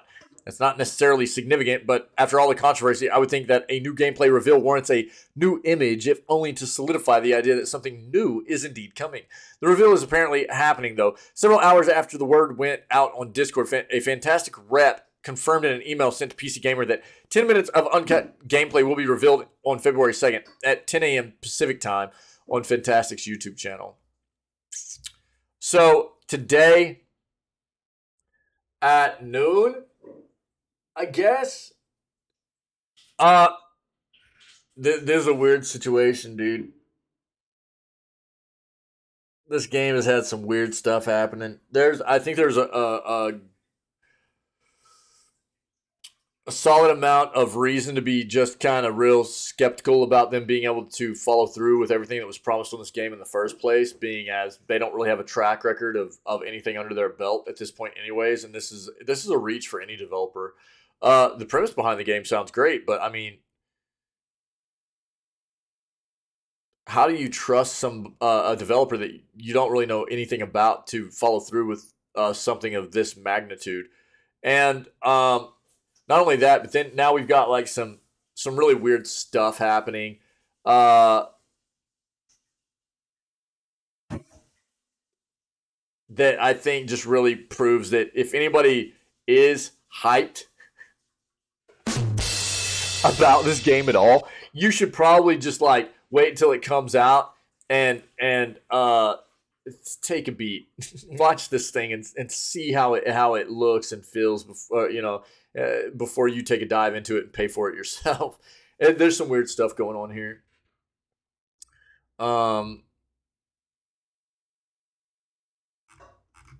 That would be my advice. Hopefully it's great. Hopefully it's great, but I've got reason to believe there's going to be some issues here. EA has reportedly canceled a single-player Apex Legends game. The game was apparently the one announced by former creative director Mohamed Alavi in 2021. A new Bloomberg report says EA has canceled development of a new game based on the Apex Legends and Titanfall series that was in development at Respawn.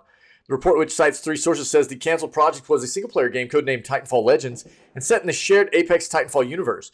It was reportedly being directed by Mohamed Alavi until his departure from the studio in 2022. That would presumably be the project Alavi teased on Twitter in July of 2021. "We're developing a brand new single-player adventure from Respawn Entertainment," he said at the time. "We're a small but ambitious team with a history of dreaming big and making splashes."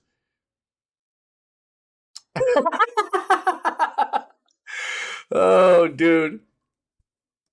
Yeah, get wrecked, EA. Get him, Ferret.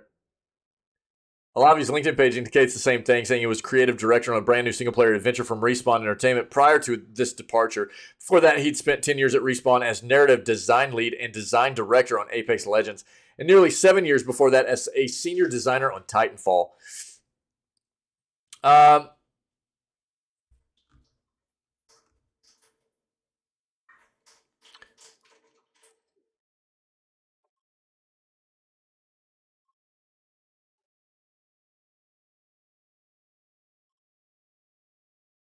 That history naturally fueled speculation or hope the new game was Titanfall 3, but unfortunately speculation is all it added up to. Alavi never revealed the nature of the project he was working on, and Respawn hasn't given Titanfall fans anything more to hold on to than never say never platitudes.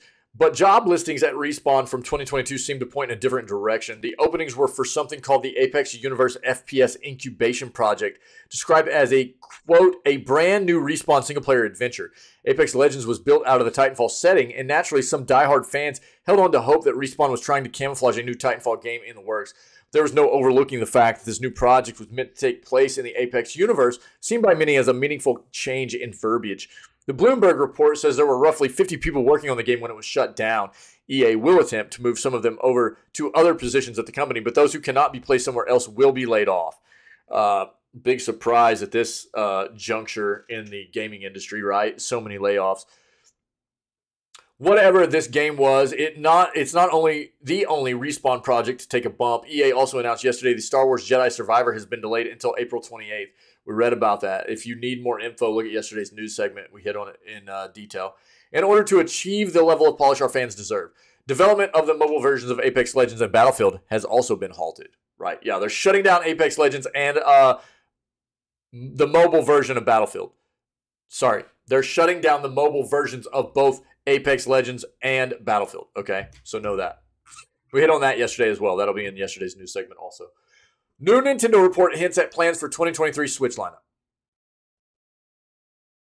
A new report tied to Nintendo has shed additional light on what the Japanese gaming company might have in store for 2023. At this point in time, Nintendo has a pretty solid slate of games poised to come to Switch before the end of the year. Some of these games include The Legend of Zelda, Tears of the Kingdom, Pikmin 4, and Kirby's Return to Dreamland Deluxe.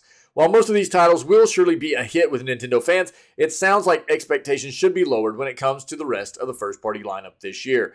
According to a new report from VGC, Nintendo is looking to skip out on E3 2023 this summer because the company thinks it doesn't have as many games to show off that would justify attending the gaming convention.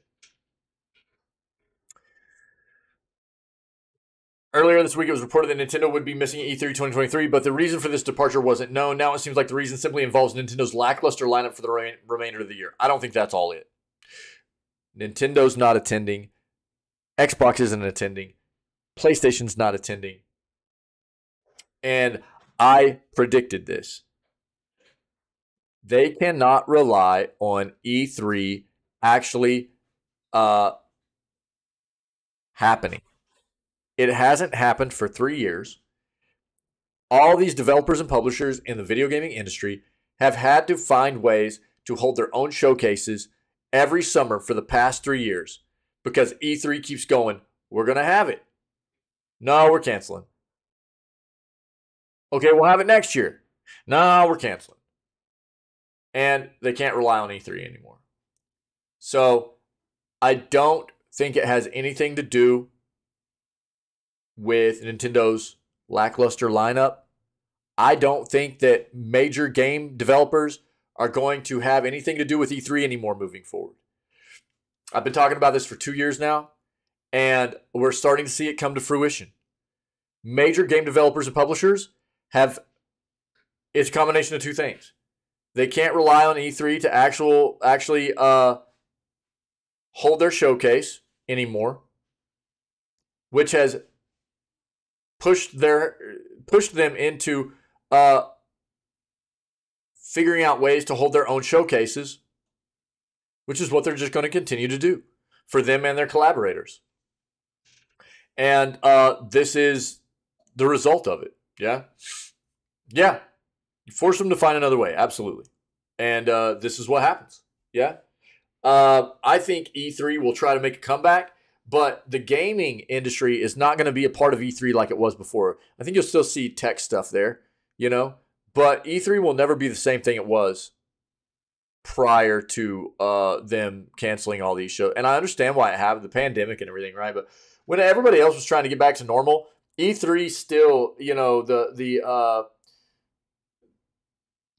corporation, the people that are behind putting on that show and the convention and everything, they still, it's a mess, and they didn't get their crap together, and it hurt them long term. It really did. In a general sense, this isn't too shocking to hear, as it seemed likely for a few months that Nintendo would soon begin transitioning away from the Switch. Numerous reports and rumors recently have claimed that Nintendo's successor to the Switch seems likely to launch at some point in 2024. With this in mind, it stands to reason that Nintendo is looking to develop more games that will launch with its potential Switch 2 hardware next year, rather than continuing to support the current version of the platform too heavily. Yep. We still got stuff coming this year. Tears of the Kingdom, things like that. But, yeah.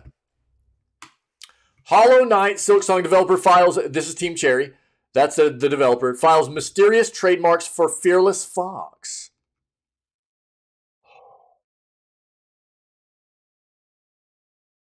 Oh, God, I need Silksong so bad. Hollow Knight developer Team Cherry has filed a trademark in Australia for the words Fearless Fox, which appears to be the title for an unannounced project. Back in 2019, Team Cherry filed a Class 9 trademark for Fearless Fox, which meant it was in relation to computer game software. While Team Cherry is yet to acknowledge Fearless Fox publicly yesterday, 2 days ago now, the developer filed another trademark that covers toys, games, and a number of products related to the phrase. Additionally, last week, on January 27th, Team Cherry requested a trademark of Fearless Fox be expanded to Class 42, which covers a large number of products and topics that relate to video games, with everything covered by each trademark. It's safe to assume that Fearless Fox will be a video game, though beyond that, it's a mystery. While these updated trademarks hint at a future project from Team Cherry, the developer is yet to announce a release date for its next game, Hollow Knight Silksong. A sequel to 2017's Metroidvania hit Hollow Knight. Silksong was announced back in 2019, but has remained quiet until last year's Xbox and Bethesda conference, where it was announced as a day one release for Game Pass when it eventually releases within the next year after showing at that showcase. At the time, Silksong was advertised as one of the titles arriving on Game Pass in the next year, suggesting it's planned to release in 2023. However, it won't be an Xbox exclusive, as back in September, Team Cherry confirmed it will also be launching on PS4 and PS5. We recently named Silksong as one of our most anticipated games of 2023, along with titles like Starfield, Company of Heroes, and Redfall. I will take Silksong over all those other three easily, but that's just me. Speaking of Redfall, publisher Bethesda has confirmed the vampire shooter will be launching with controversial anti-piracy software Denuvo. And you can only play it online, even in single-player mode. We just hit on that. Yo, there's a lot of hype around Silksong. It's been very hush about this game. And there are a lot of people that are anticipating this because Hollow Knight was amazing. For anybody that loves platformers and Metroidvanias, dude, Hollow Knight was great. It was so good. And I immediately fell in love with that game. If you got to check it out. If you haven't played Hollow Knight, you need to play Hollow Knight if you love platformers, especially Metroidvanias. And get ready for Silksong, because if it's close to being on par with Hollow Knight, man, we're in for an absolute treat. And it is supposed to be coming this year. I actually have to do something real quick.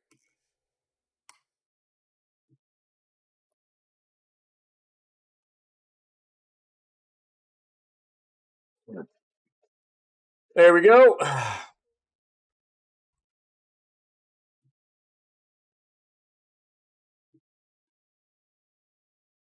Our buddy Tinwin's a big Hollow Knight fan, and we've both been waiting for Silksong for a hot minute now, so I had to go throw that link in there in Discord for him. I had to tag him in it so he could see a little bit of news there. Try to get him hyped up a little bit, like he needs it. But Netflix has been investing in creating original content, including video game adaptations for its viewers. In 2023, the streaming platform is set to release several video game adaptations, which is sure to excite fans of the gaming world. Netflix has lined up video game adaptations projects from almost every leading game publisher, which includes EA, Ubisoft, Capcom, CD Projekt Red, Konami, Microsoft, Sega, Sony, Square Enix, as well as Take-Two. So, the video game adaptations coming to the Netflix platform this year: Assassin's Creed, Splinter Cell, Tomb Raider, BioShock, Beyond Good and Evil, Dragon's Lair, The Division, Far Cry, and Captain Laserhawk. A Blood Dragon remix. Oh, dude. Really? Let's go. This could be a really wild. I'm glad that if they're doing Far Cry, they're doing like Blood Dragon stuff. I've never even played Far Cry games, but if I was going to play one, it would be the Blood Dragon game. It just looks too wild, dude. Pokemon. What?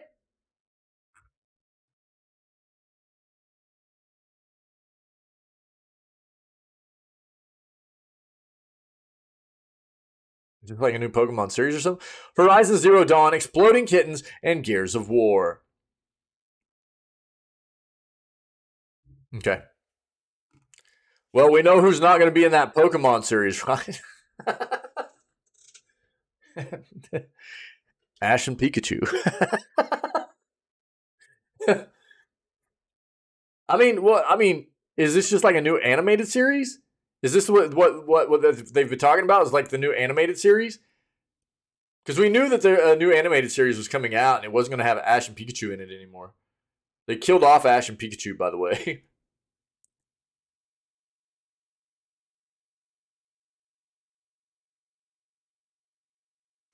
But that's a lot of adaptations, man. Uh, just make them good, dude, please. Like that could be so dope, but they could also screw it up, you know? That's like the way all these are, really, but no way. What? Dude, there are going to be so many kids that start going, wait, but how does that work, Mom and Dad? Well, you see, whenever a Pokemon trainer and a Pokemon love each other very, very much. It's literally Pikachu with Ash's head.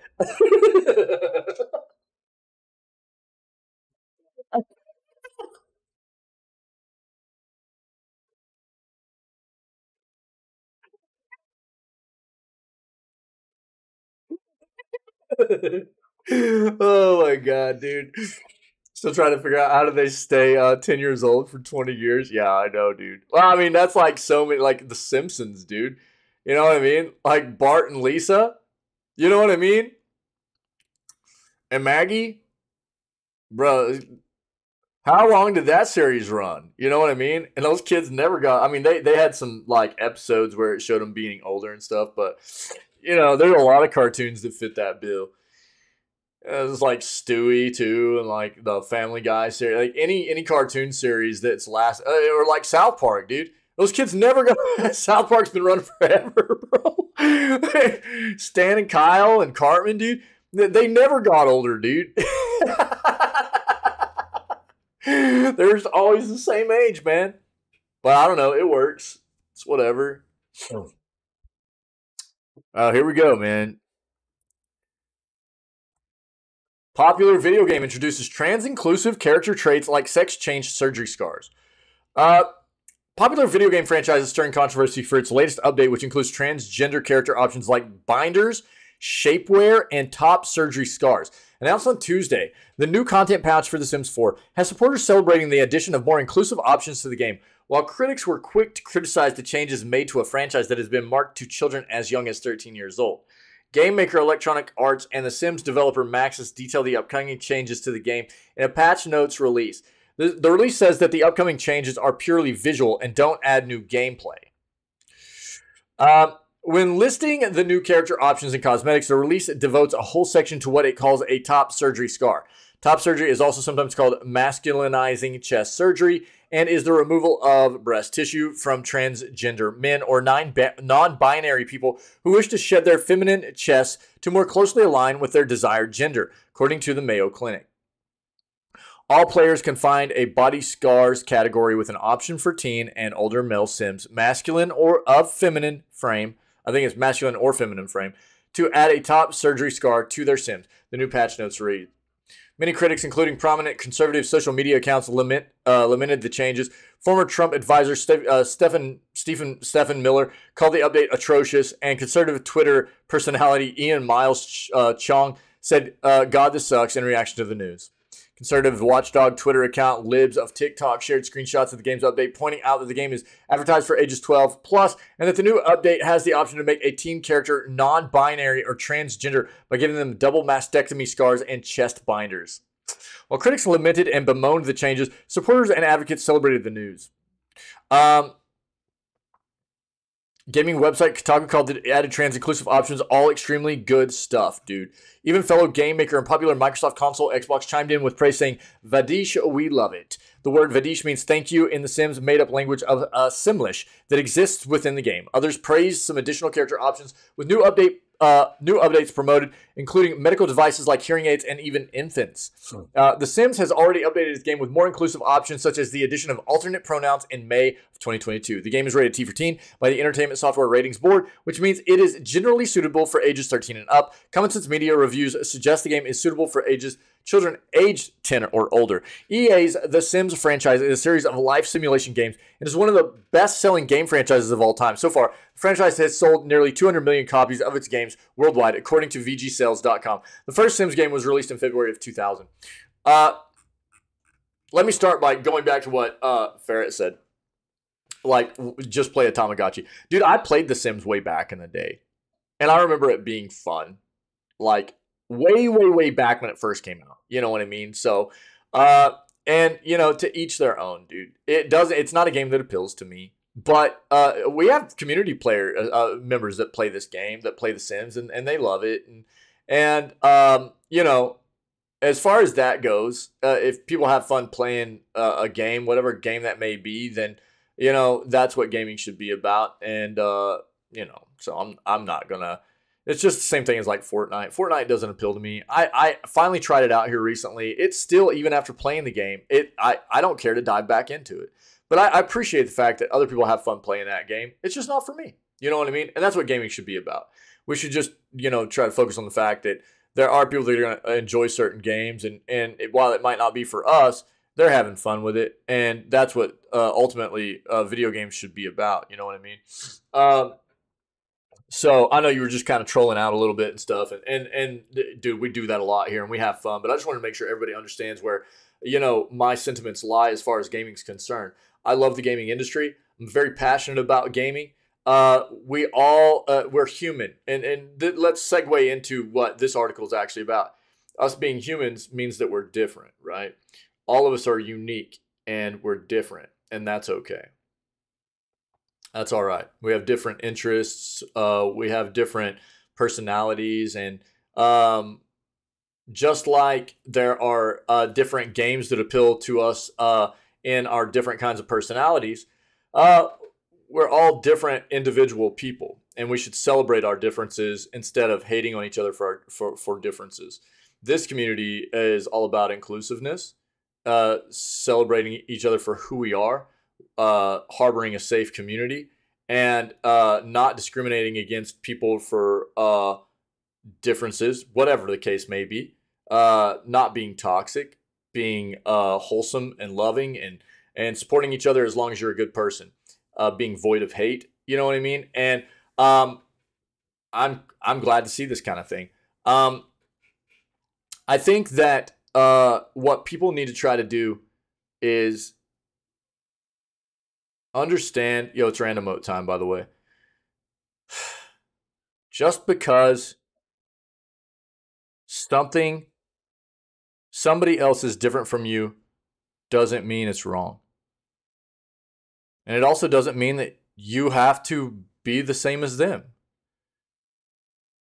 You know what I mean? But if they're not hurting you and they're not hurting somebody else, then why are you getting, you know, yourself in a fuss about it? If they're not pushing their views on you, and they're not, you know, they're not trying to make you turn into something other than what you are, why are you trying to push your views on them and trying to turn them into what you are? You know what I mean? And that's basically what this comes down to. There are a lot of people in the world that unfortunately, you know, they feel trapped in being apparently, and I can't relate, but I try to do this the very best that I can. they're born a gender that they don't identify with, right? Um, yeah, man. I mean, absolutely, Ferret. So there are a lot of people that are born into the world that from a very early age, actually, from what I understand, and um, this is not something I've been exposed to very much. It's just, I haven't ever dealt with this on a personal level. I haven't dealt with it myself. I don't have a significant, person in my life that I know of that has dealt with this, but I just try to see things from other people's point of view, and I can only, you know, assume that there are so many people in the world that get born into a role they're not comfortable with, that they didn't choose. And you know could you imagine if it was you? But people don't look at things like that. They don't want to look at things like that, and that's not fair, you know and instead of just going, yo, I don't necessarily understand it because I haven't ever been in that position, but you know what? You live your best life and you do you. They hate on people for it. And they try to spin it off as like some kind of weird, you know, grooming thing or something like that. And that's not what this is, dude. There are an amount of people in the world that unfortunately, have a significant and dude, I mean, could you imagine the mental health effects and the depression and stuff that people have to go through? I mean, just normal life does that to people, right?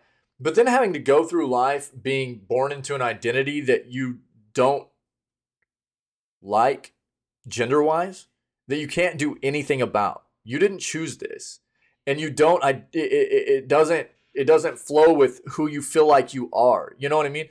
I can only assume that that's an absolutely destructive thing for somebody's psyche and their confidence and their mental health. And I think it's things like this that give them a way that even if they haven't been able to, fully figure out if they want to, maybe go a different way or whatever, it gives them a way to fill things out. There are a lot of people that have different kinds of feelings and views, and they're trying to, there are a lot of people from an early age that have different kinds of feelings about who they might want to be. And this isn't pushing it on people. It's giving options. That's what I think is important here is people keep seeing this because it's a new incorporation for immersion in games as options for people, that a lot of the public keeps trying to turn it into something that game developers are pushing onto people. It's not. It's just more options for everybody in the world to take on a more role-playing type of way in the games to appeal to who they are maybe in real life. That's all it is. And the people that hate on this, man, I don't understand it. They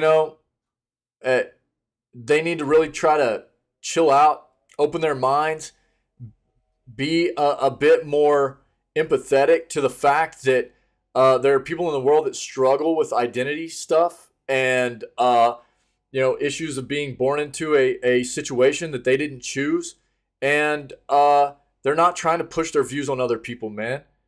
So why are you trying to push your stuff on them? They're just trying to live their best life, dude. They're just trying to make it through like everybody else is, and I applaud developers for just trying to give as many options out there in games as possible for people to be able to feel comfortable with their in-game avatars and characters as much as they can, because it's so hard to do it in life quite often. Absolutely. Yeah. I mean, the fact of the matter is, you don't have to use it. It's just there for people as an option. It's just an option. It's not being forced on you, man. In my opinion, people just need to be more open minded and accepting and loving of one another, and quit being so flippin' scared. I think that's really what this comes down to. There's a lot of people that exude hate and just they just vomit hate all the time on other people because they're scared. They're just scared individuals, man. Whether it be scared, whatever the difference may be, they're scared of anybody that's different than them. And what a sad, sad thing. What a sad thing for people like that. So, good on The Sims, man, in my opinion. PS Plus collection on PS5 is closing. Get the games before it does. Sony recently announced the closing of the PlayStation Plus collection on the PS5, taking with it 19 games that will no longer be free to PS Plus players once it closes. In their announcement on their website, Sony announced that they were closing down the PS Plus collection. Players have... Oh, dude, we got random mode going too. My bad. Thanks, Ferret. I appreciate you contributing there, dude. Let's go. Look at that emote down there. Let's go. Get your random modes in, guys. Try to win it. Get a free sub in there. Sony recently announced the closing of the PlayStation Plus collection on the PS5, taking with it 19 games that will no longer be free to the PS Plus players once it closes. Here.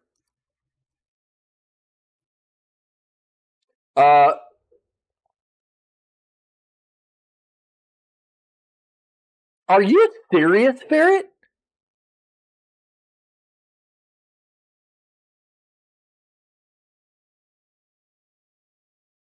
That is utterly disgusting, dude.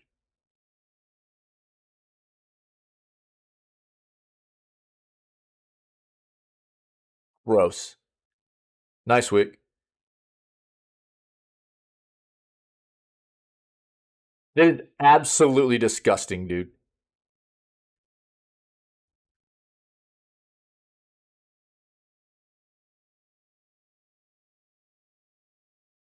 I mean, the fact that somebody did that and still handed it to him, not just gross that there's something on it. That's not what I mean. It's absolutely appalling that they couldn't have the, you know,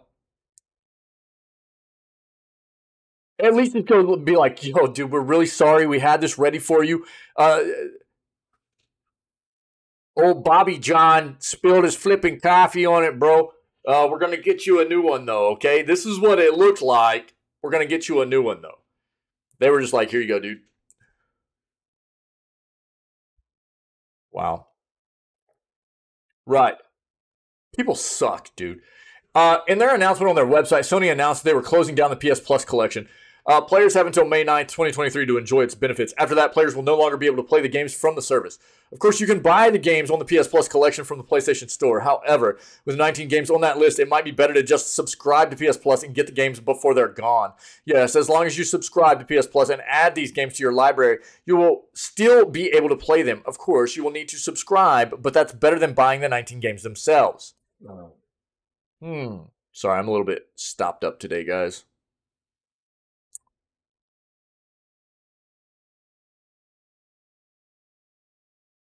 Interesting. The 19 games that are part of the PS Plus collection are Batman, Arkham Knight, Battlefield 1, Bloodborne, Call of Duty Black Ops 3, Crash Bandicoot, Insane Trilogy, Days Gone, Detroit Become Human, Fallout 4, Final Fantasy 15, God of War, Infamous Second Son, Monster Hunter World, Mortal Kombat 10, Ratchet and Clank, Resident Evil 7 Biohazard, The Last Guardian, The Last of Us Remastered, Uncharted 4, A Thief's End, and Until Dawn. Persona 5 used to be on this list, however, it was removed a while back. As you can see, quite a lot of these games are worth hundreds of hours of gameplay. Yeah, dude. I was just thinking, that's quite the list, dude. If you're interested in trying any of them out, then make sure to get them before May 9th of 2023. The blog did not explain why they are closing down the collection. It could be that since the service has been up for 3 years, Sony thought that players would already have other games to play on the PS5. Of course, this is just a theory. Until Sony themselves says something official, we won't know for sure. As for the regular PS Plus monthly games for February, Sony revealed the list in the same blog post. Yeah. We've hit on these that are coming. But, yo, if you need this, put it in chat. Yeah, that's terrible, Ferret. Tell your buddy I'm sorry, dude.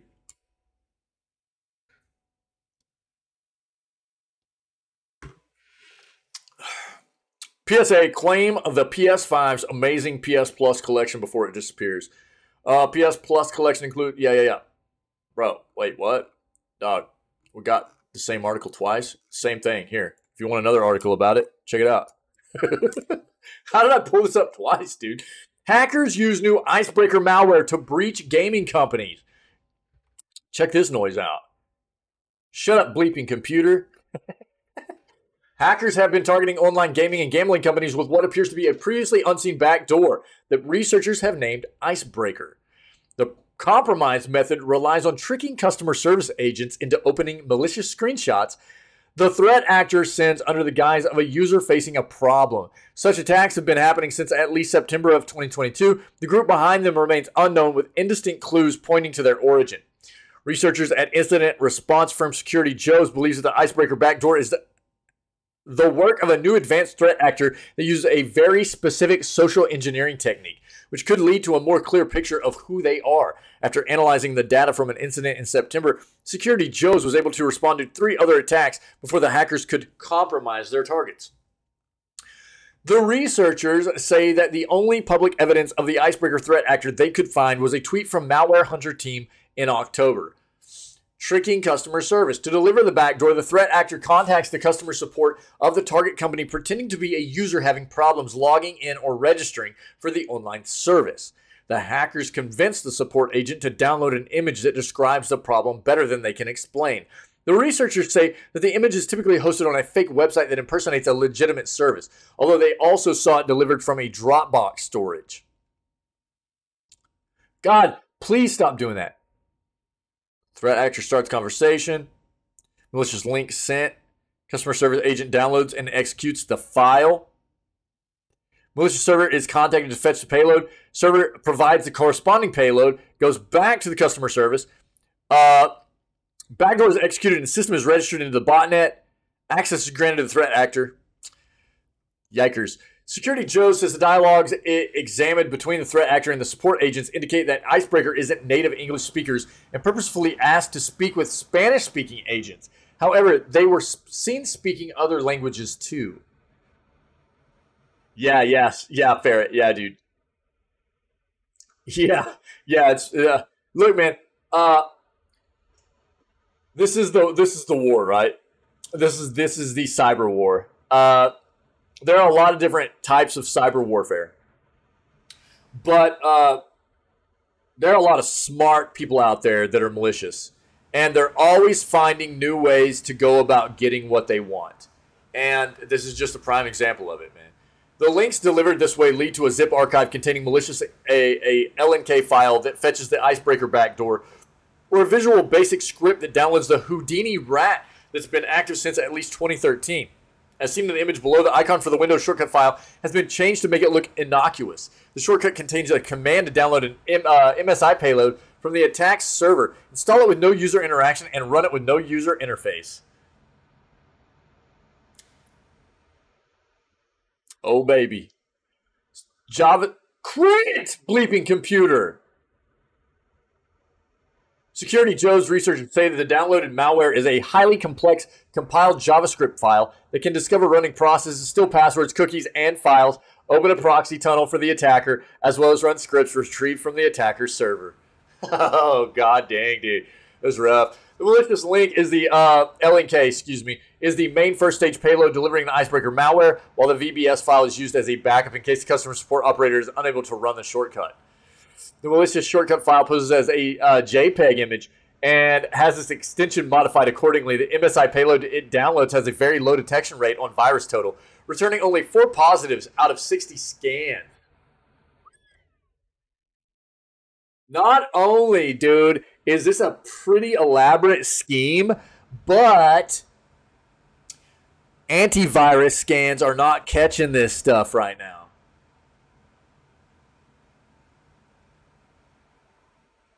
Hopefully now that it's coming to get some more visibility around the tech community and stuff, these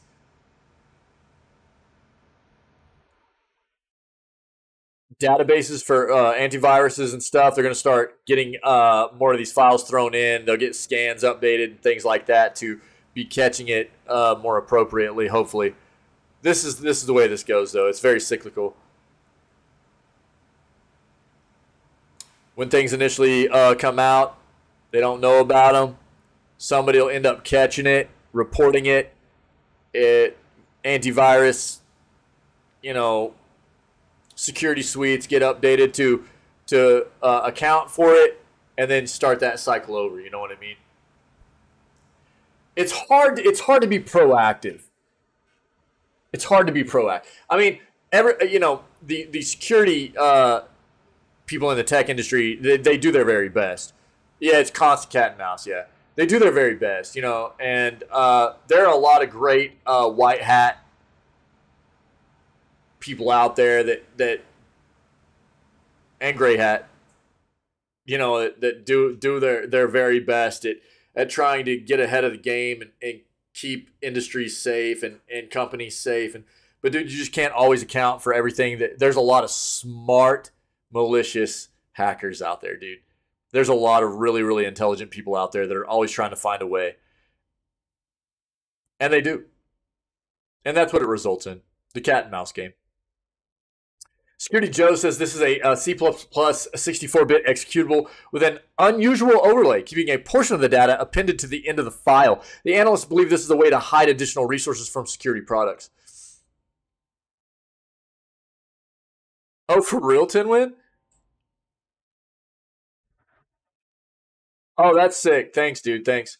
Yo, I tagged you in Discord on something about Team Cherry if you didn't see it yet. Thanks, buddy. That's great info. Thanks, man. Upon further analysis, Security Joe's figured that the how are you today, buddy? Happy Thursday. The sample is a previously unseen model backdoor written in Node.js, providing threat actors with the following capabilities: customization via plugins that extend the malware's built-in features, process discovery, steal passwords and cookies from the local storage, particularly Google Chrome. Enable a SOCKS 5 reverse proxy server, establish persistence by creating a new LNK file in the Windows startup folder, exfiltrate files to the remote server via WebSockets, run custom VBS scripts, take screenshots, generate remote shell sessions. Bro, you're done. You're done. If the targeted entity has not outsourced customer support services to an external provider, the threat actors can use the backdoor to steal account credentials, move laterally in the network, and extend their intrusion. That's almost always what this is ultimately about for malicious users. In infiltrating a network, it's about getting into an initial system. If you can do that, if you can get into an initial system, that the ability to move laterally and infiltrate the rest of the network is usually there. And that's what they're looking for. That's why it's so important to just try to protect yourself as much as you can. Because if they get in, dude, you're usually done. If they get in, their ability to move to the other devices in the network, it's usually over. And if they get into network devices and things like that, it's a rough situation. At this time, not much is known about the Icebreaker Group, but Security Joe's decided to publish a report on their findings and share all captured IOCs, indicators of compromise, to help defenders detect and tackle this threat. The researchers have published a technical report describing, they've got a link here for the technical report as well, describing the threat actors' modus operandi and how their backdoor works. YARI rules have also been published to help organizations detect the malware. Additionally, Security Joe's recommends companies suspecting a breach with Icebreaker to look for shortcut files created in the startup folder and check for unauthorized execution of the open source tool tsocks.exe. Monitoring the execution of MSI executive.exe processes that receive URLs as parameters could also be an indication of compromise, just as the execution of VBS scripts and LNK files from the temporary folder. I'm going to link this for you guys in case anybody wants to read into more of this. It's pretty wild. PlayStation Plus monthly games for February: Evil Dead, the game, OlliOlli World, Destiny 2 Beyond Light, and Mafia Definitive Edition. These all hit.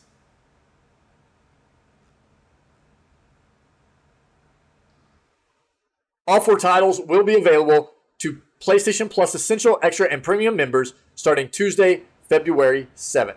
All right, and they'll be there until Monday, March 6th. All right, we've hit on this many times already, so there you go. That's what you. If I'll link this as well, just in case. But we've hit on it numerous times already through the beginning of the month, end of last month, beginning of this month.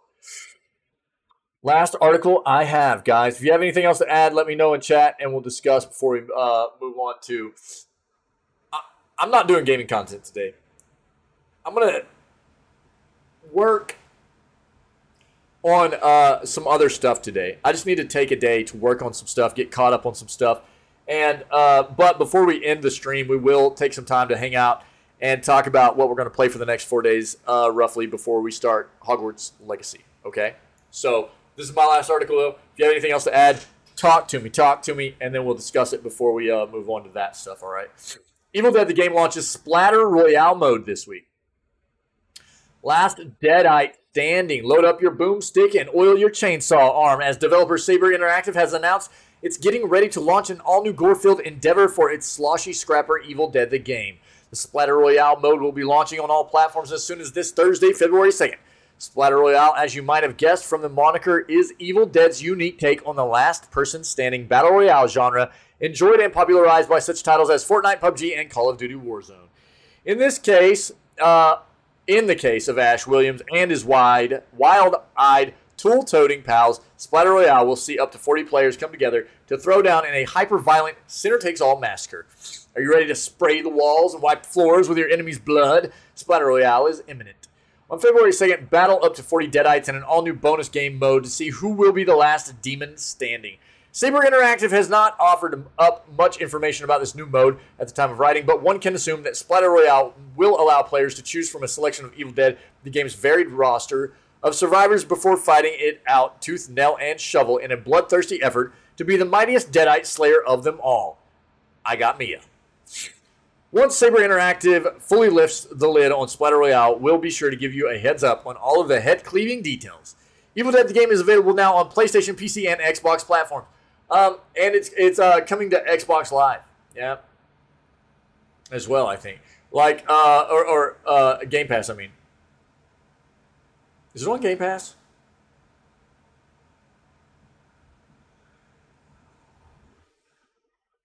We just saw it's going to be on PS Plus. Is it on Game Pass? I think it's on Game Pass as well. Hold on. I think it's on Game Pass.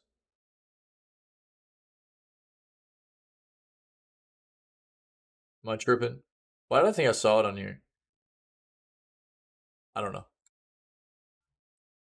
But we'll find out more about the Battle Royale stuff, all right, as it hits. If you have not tried, this was free on Epic towards the end of the year last year. And we played it. And it was a lot of fun, man. We had a kind of a lull in the schedule, so I was like, dude, let's play Evil Dead. It was just free, so we booted it up, and I had a lot of fun with it. It was a riot, man. You take, like, Dead by Daylight, throw Friday the 13th in it, mash it together, flesh it out a little bit more, and it was a lot of fun. I had a great time with it. So, if that sounds like something that's up your alley, I would highly recommend going and checking it out. It's a pretty cool game. And we'll see what happens with the Battle Royale stuff, okay? Cool, man. Them's the breaks, baby. That's the news for today. Long segment, but it happens. There was a lot of stuff today. A lot of news today. And I don't know. Good news. I like it. It was good stuff. Appreciate you guys. No gaming content today. Again, I'm going to take the rest of today to work on getting caught up. I've been behind since the holidays. I'm really going to work my butt off today trying to get back caught up on content so I can work moving forward on any extra time I have on trying to get fun stuff done for the community instead of just feeling like I'm constantly trying to get caught up. So that's what I'm going to do today, okay? But you guys rock. I appreciate you very much. We're not going to be finished yet. I'm not doing gaming content, but we're going to move on and just talk about maybe what we can play for the next few days before Hogwarts Legacy hits. Cool. For anybody that might be checking out this content or any of the other highlights or VODs or whatever, funny clips, gaming content, other news segments, the stuff that we have as highlights here on the Twitch channel or as VODs on our YouTube channel. If you're enjoying the content, see what you can do about coming and hanging out with myself and the rest of the amazing people that are part of this community whenever we go live at 6 a.m. CST every single day. Start off all of our streams with video gaming news before we jump into whatever gaming content we have almost all the time. Today's a bit of an exception, but you know, then you know, other than that, you guys just stay healthy, stay safe, be kind, and we'll catch everybody tomorrow for what will be February 3rd's edition of Video Gaming News and whatever game we decide we're going to be playing until Hogwarts Legacy drops. I'm going to be buying the version of Hogwarts Legacy that lets us get in there a few days early. So it's supposed to drop on the 10th of February, but there's a version you can buy that gets you in 3 days early, and I'm going to grab that one. So we should be starting up Hogwarts Legacy on the 7th. So be here for that. Go Slytherin. I'm going to be evil, dude. Get ready for it. I'm going to slick my hair back. I've got Snape, so I'm going to get Snape's wand out. Get ready. It's going to be go time.